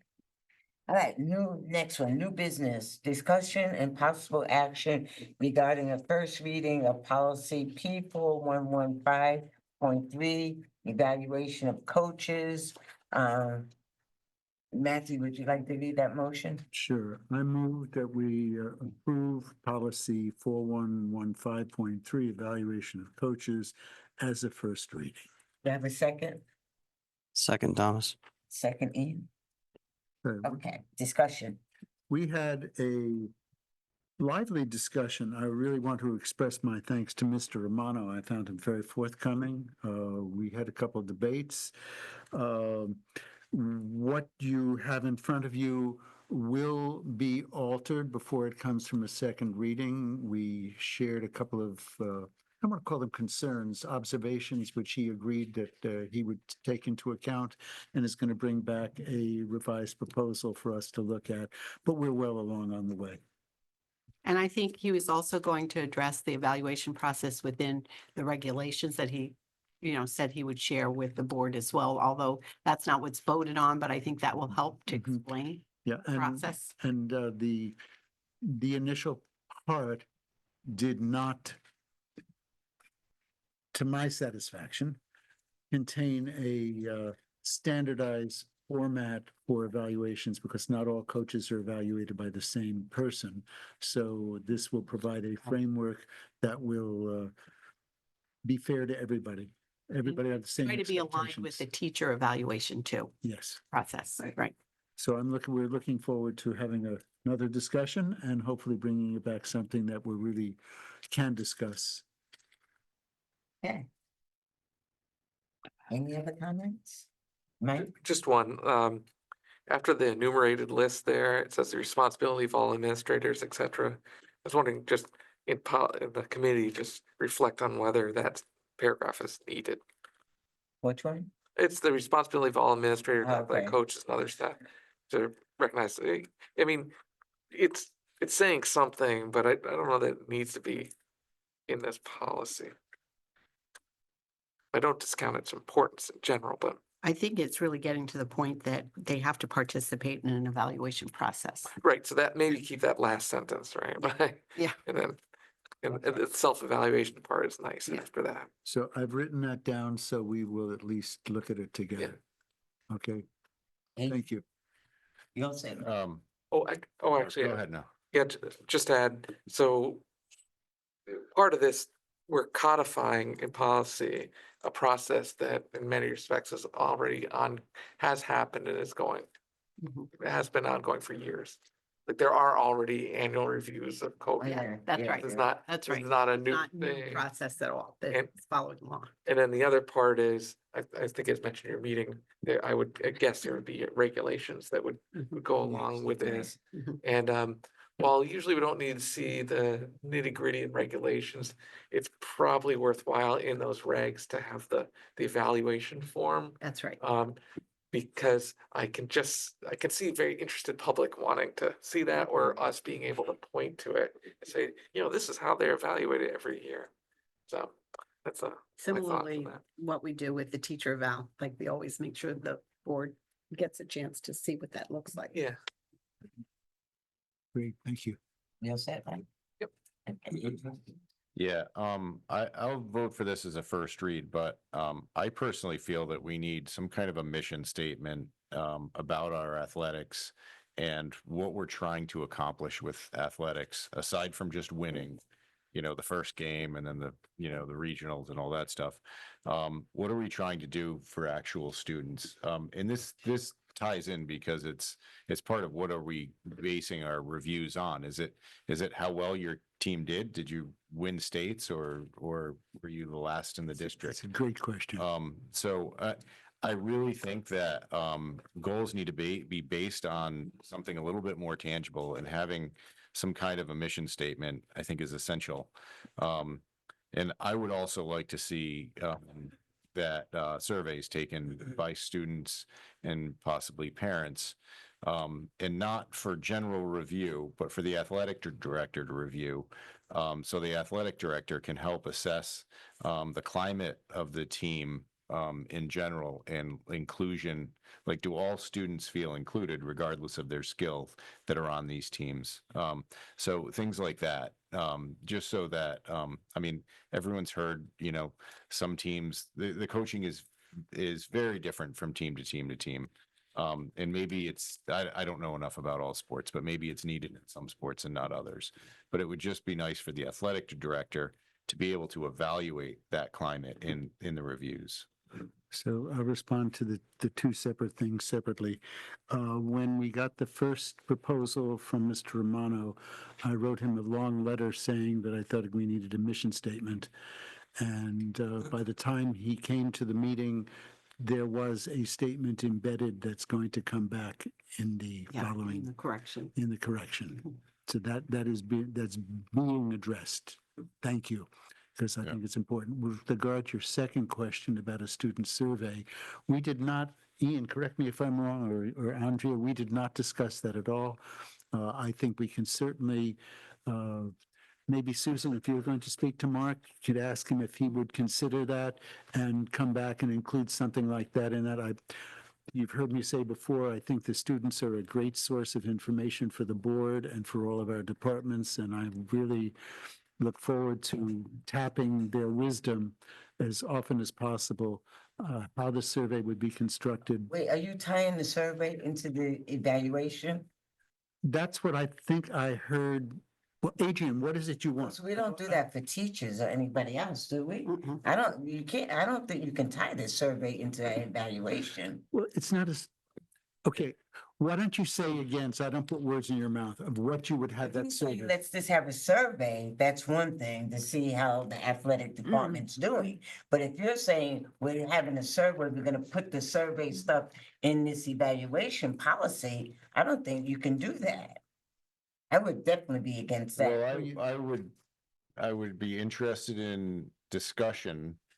I mean, if we can't do it by policy or whatever regulation or something like that. Right. But I don't think survey results should be in the evaluations. I think surveys should be available for the athletic director All right, but only. that's something different, but then we're just talking about the evaluation, you're getting off track. So are you No, I'm talking about an evaluation based on the athletic director's review of surveys. So you want, so you To help want, assess so we do things like surveys and you want the athletic director to evaluate the coach based on the surveys?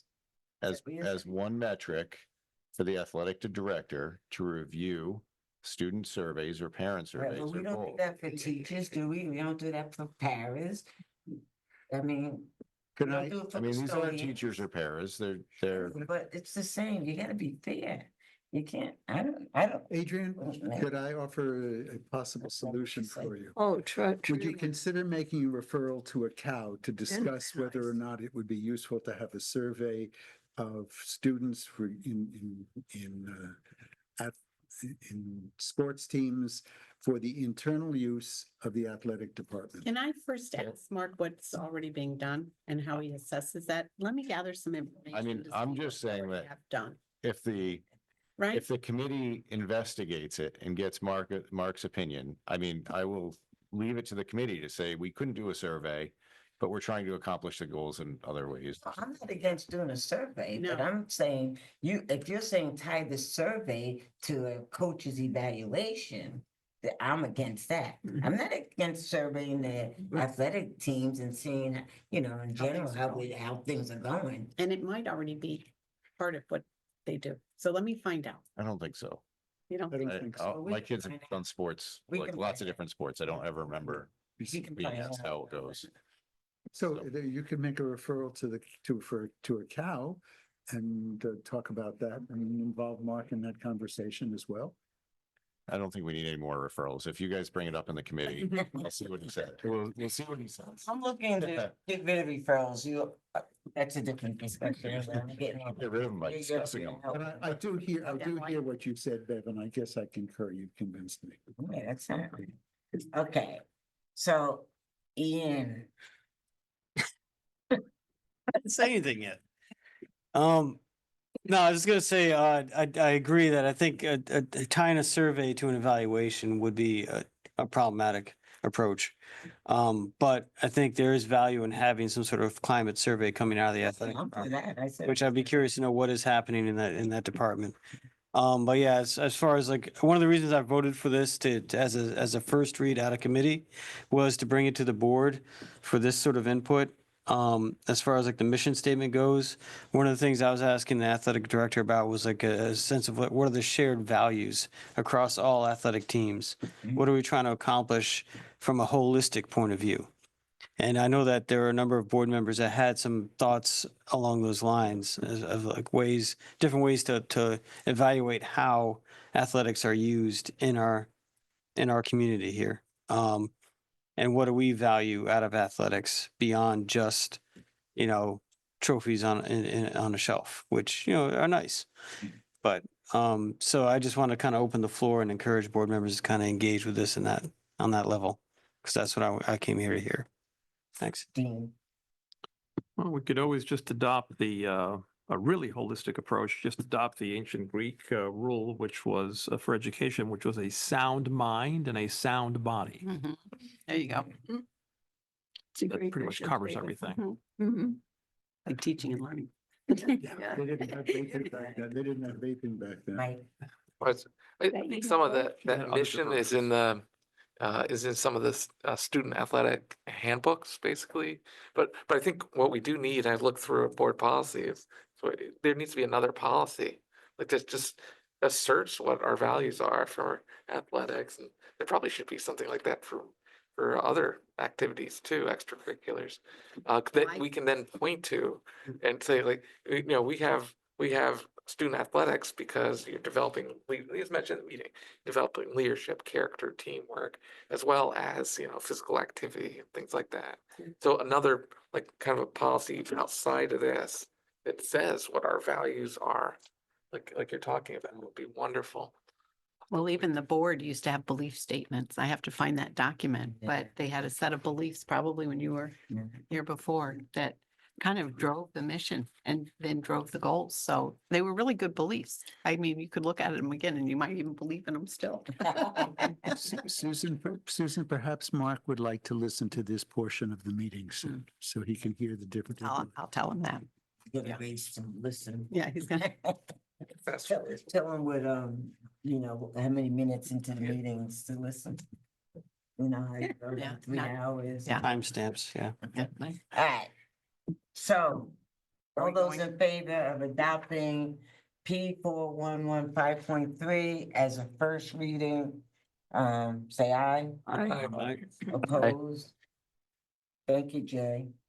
Abstentions? You abstaining? Okay, Yeah, I'm staying. okay. I'm uncertain about that. Huh? Not uncertain about that.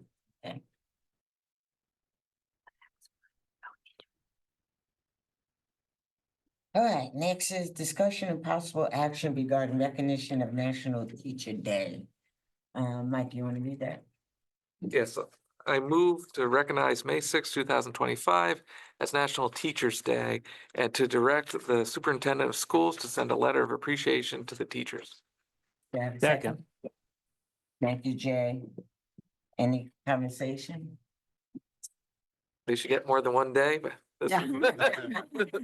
this is good recognition. To accept cash. Ian? I'm obligated to mention as well, like, anytime one of these appreciation days comes across our desk that, it's all well and good to have a recognition day, but let's also remember this value when it comes to, how we take care of our staff, with compensation and benefits.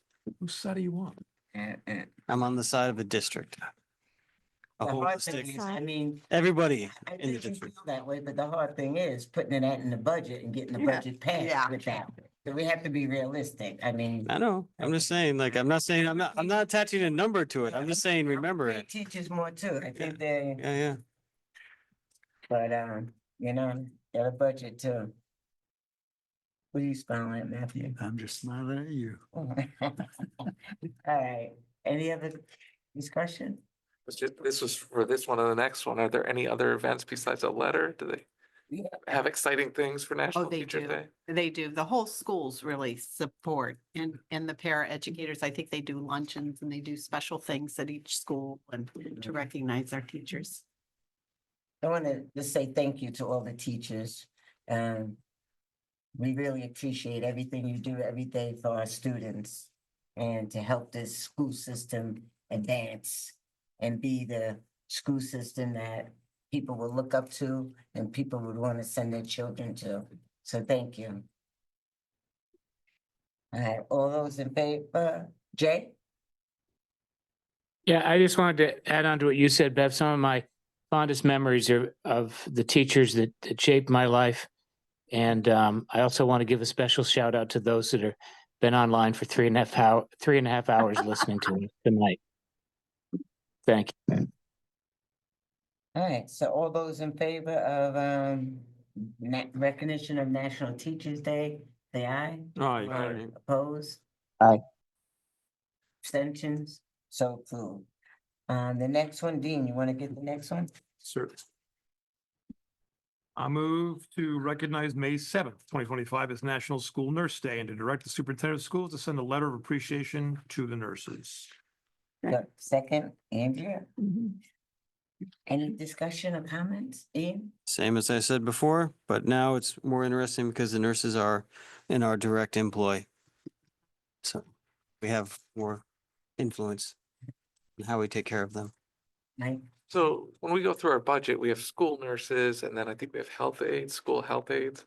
Hopefully they're included in the National School Nurse Day because you can't run a school without either of those essential positions. That's right. So thank you to both the nurses and the nurse health aides. Right. We appreciate everything you do.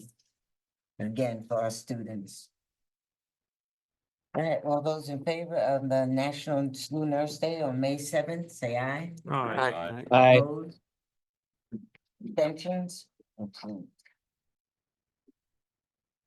Okay, letters, communications, and comments by board members on meeting items and other items in your jurisdiction. I'll start. Go ahead. I'll start. Well, the bride may be all dressed in white. And you may ask why I'm all dressed in purple. It's because April is is Military Child Month. And our color is purple. Thank you. Ian?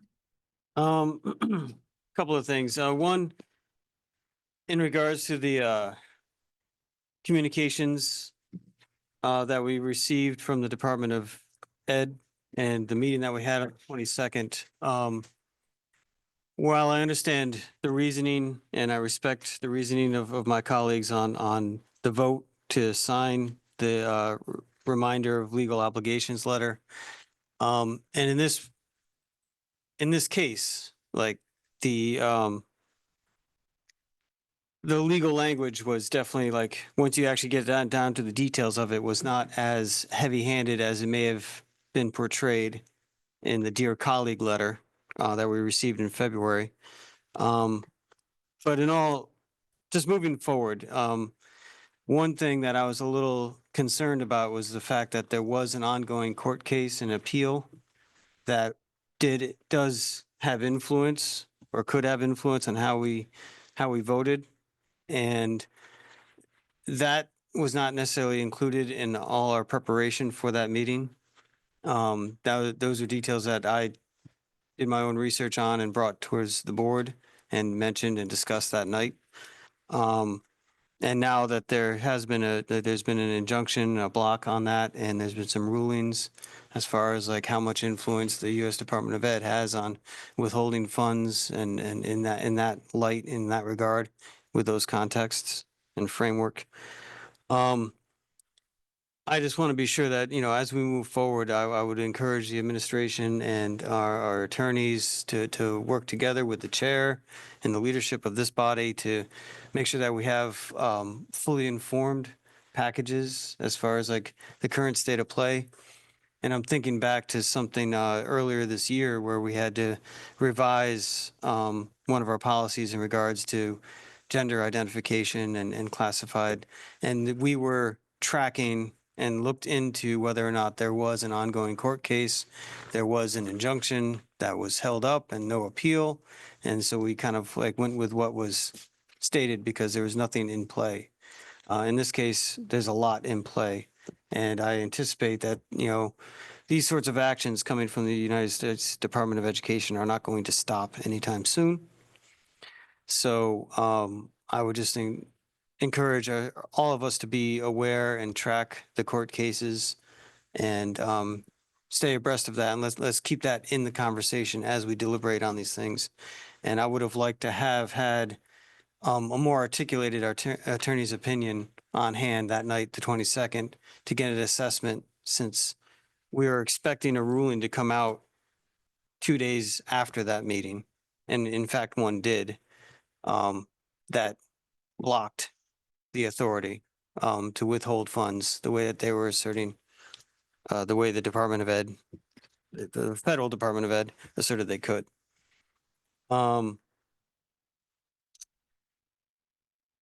So there's that. And also, I'd thank you for bringing up the color of the sweater. Definitely in support of military children, but that also reminded me of something else. And I'm not sure which month it is, but autism awareness. In general, there's some comments also that came from the federal government regarding autism that I think should be of all grave concern to us as well. So I would encourage you all to do your research on those. And, you know, autism is, you know, there are individuals that are worthy of all the respect and dignity as any other individual human being. And that's should be enough said about that. Thank you. And one other little bookkeeping note. Well, never mind, that's advanced planning. I'm good to go on communications. Thank you. Anybody else? Dean? I crave the chair's indulgence. On the topic of the meeting on the 22nd, I was fairly heated, and I want to relate to you something that explains why I consider this an important topic and why I think Matthew referred to forces last week, why I am very concerned about things being taken in the wrong direction. Again, indulge me. Back in the 1990s, my wife and I, before we had children, we visited Greece. We had a lovely time. But at the time, the current administration, I won't name the president, but the current administration was busy bombing Serbia. So Serbia wouldn't bother the Albanians anymore. They even bombed them on Easter Sunday. For historical reasons, the Greeks have a soft spot for the Serbs and vice versa. I won't go into them. So my wife and I spent the time over there being basically berated as representatives of the United States. Why are you bombing the Serbs? Now, those of you with a deep ethnic connection to a group understand this. They run the gamut from communist to fascists over there. And they went to kill my grandfather back in the 1940s. Nevertheless, you go over there and everybody feels like they're related to you somehow. Like it or not, it's one big family of 9 million people. But I walked out of that vacation thinking, the hell with them. Coming through JFK late at night, go through passport, get to customs. There is a shortish, plump black woman in a uniform checking us out. The woman says, after she's done with us, she says, "Welcome home." I remember it to this day. It was how many years ago now? It was in the 1990s. To this day, at that moment, the first word that came into my mind after having left my relatives, quote unquote, over in the other country was sister. At that moment, she felt like a sister to me. What is it that ties us together? I'm very concerned that there are, in fact, forces that are hell-bent on injecting so much race into so many things that we're going to lose that. I don't want to lose that. I don't want to lose that. That's why I'm vehement about it. I'll end it here. Thank you. You know what, I just want to say this real quick. I had a similar experience, but not in this country. When my husband and myself and my daughter went to Kenya, a person in Kenya said to us, "Welcome home, my brother and sister." Right. That you know the feeling then. It's very important because in this country, we are not tied by a common ethnicity. We're not tied together by religion. We're tied together sometimes by geography. Okay? We're tied together by, I don't know, a love of baseball or things like that, American cultural things. that can be very tenuous. This country is very special. I'm not going to say it's unique necessarily, but it's very difficult to hold together a country this large, this populous, without some sort of commonality. It's always in play. There was never a golden time when we were all united. But there are times when it's a little more, the connections are a little more tenuous than at others. I'm very concerned about this. Any other comments? Mike? Yeah, just today got an email from a school parent about reducing solid waste at schools with the emphasis on cafeterias. And the point was that, you know, is a lot of food waste, and there could be strategies to reduce it, but then the CT, Department of Energy, Environmental Protection, has grants. So I'm trying to figure out actually how to forward this to you. I already got it. Okay. And I already sent it to Shannon, and she's on it with Ernie. Okay, good. How about that? I don't know how I got it. It had somehow got forwarded to me already, and I already put it in play. That's great. Shannon will probably get done before I know can how figure out the Shannon- forwarding. I know. how to So figure it out. That's good. But It this, was very interesting to Ernie, actually. He's been wanting to do that, so. I always maintained at the elementary school, it'd be good to have Well, goats. we have, we have composting at Thames River being the environmental, Yeah. so we do, we All are right. interested in that. work. That's great. Oh, a parent wanted me to, at the meeting, give a shout out to, you have the treehouse at Groton Middle School? Yes, we have a Okay. special program, And- yep, And, 21st century grant, okay, Yep. and to the people that yep. they do a supervise Wonderful that job. treehouse, one person's name was Bree, Mhm. and I forget the other lady's name. I don't have my paper with me. Yeah. But he wanted me to give a big shout out to the people at the treehouse program at Groton Middle School. They're not only doing homework, but they're teaching some financial stuff, social skills. He said the program is absolutely wonderful. And our para educator, Jen Corbeil, who is the president of that union, is very involved in that program and spends a lot of time with those kids. Michael? I remember one more thing. Bitch graduation is June 13th, Friday. My understanding is that Grasso Tech is likely to be on that same day. I don't know what our time is for ours yet. if We're that's been going set. first at like 5:30ish, and they're going at 6:30, from what I understand. Right. The opposite of what we did last year, where they went first and then we went. So Maybe in future years, like we just alternate who gets the Friday. I know, I tried to do that this year. I said Thursday, way down Friday, remember? Have you thought about doing a little bit earlier in the day to kind of avoid the We did. 5 and 6 o'clock thunderstorms? Yeah, I know. I tried to get it in at 4, but then I was told that nobody would show up. So I think we just Just want people- early. but I thought about that. Because that's true. The thunderstorms. you Yeah, guys they flew start beyond in that. like New York City at 2, and then you're in 3, and then come down the state. I It's agree. like all the 4 time. PM. You probably know that really well with your marine connection. Yeah. Anything else? Ian? Just a quick note, I guess, there was an email earlier today about the investigation and the reports that are ongoing and I guess tending towards some kind of conclusion. Mhm. And that the complainants and the respondents are gonna get briefed on the outcomes. Mhm. And then we were going to get some opportunity to review the reports and just do a, post-game debrief, so to speak. That's still in the. They're meeting They personally. just said with that each this family. morning, so it's still going. Yeah, so I guess what would be the estimated time frame of like As soon when we could anticipate As that? soon as that they As soon session? as with the we meet with the parents. parents, it's really important Alright. that we make that personalized connection and we really move forward in a positive direction. So we really want to do this the Alright. right way.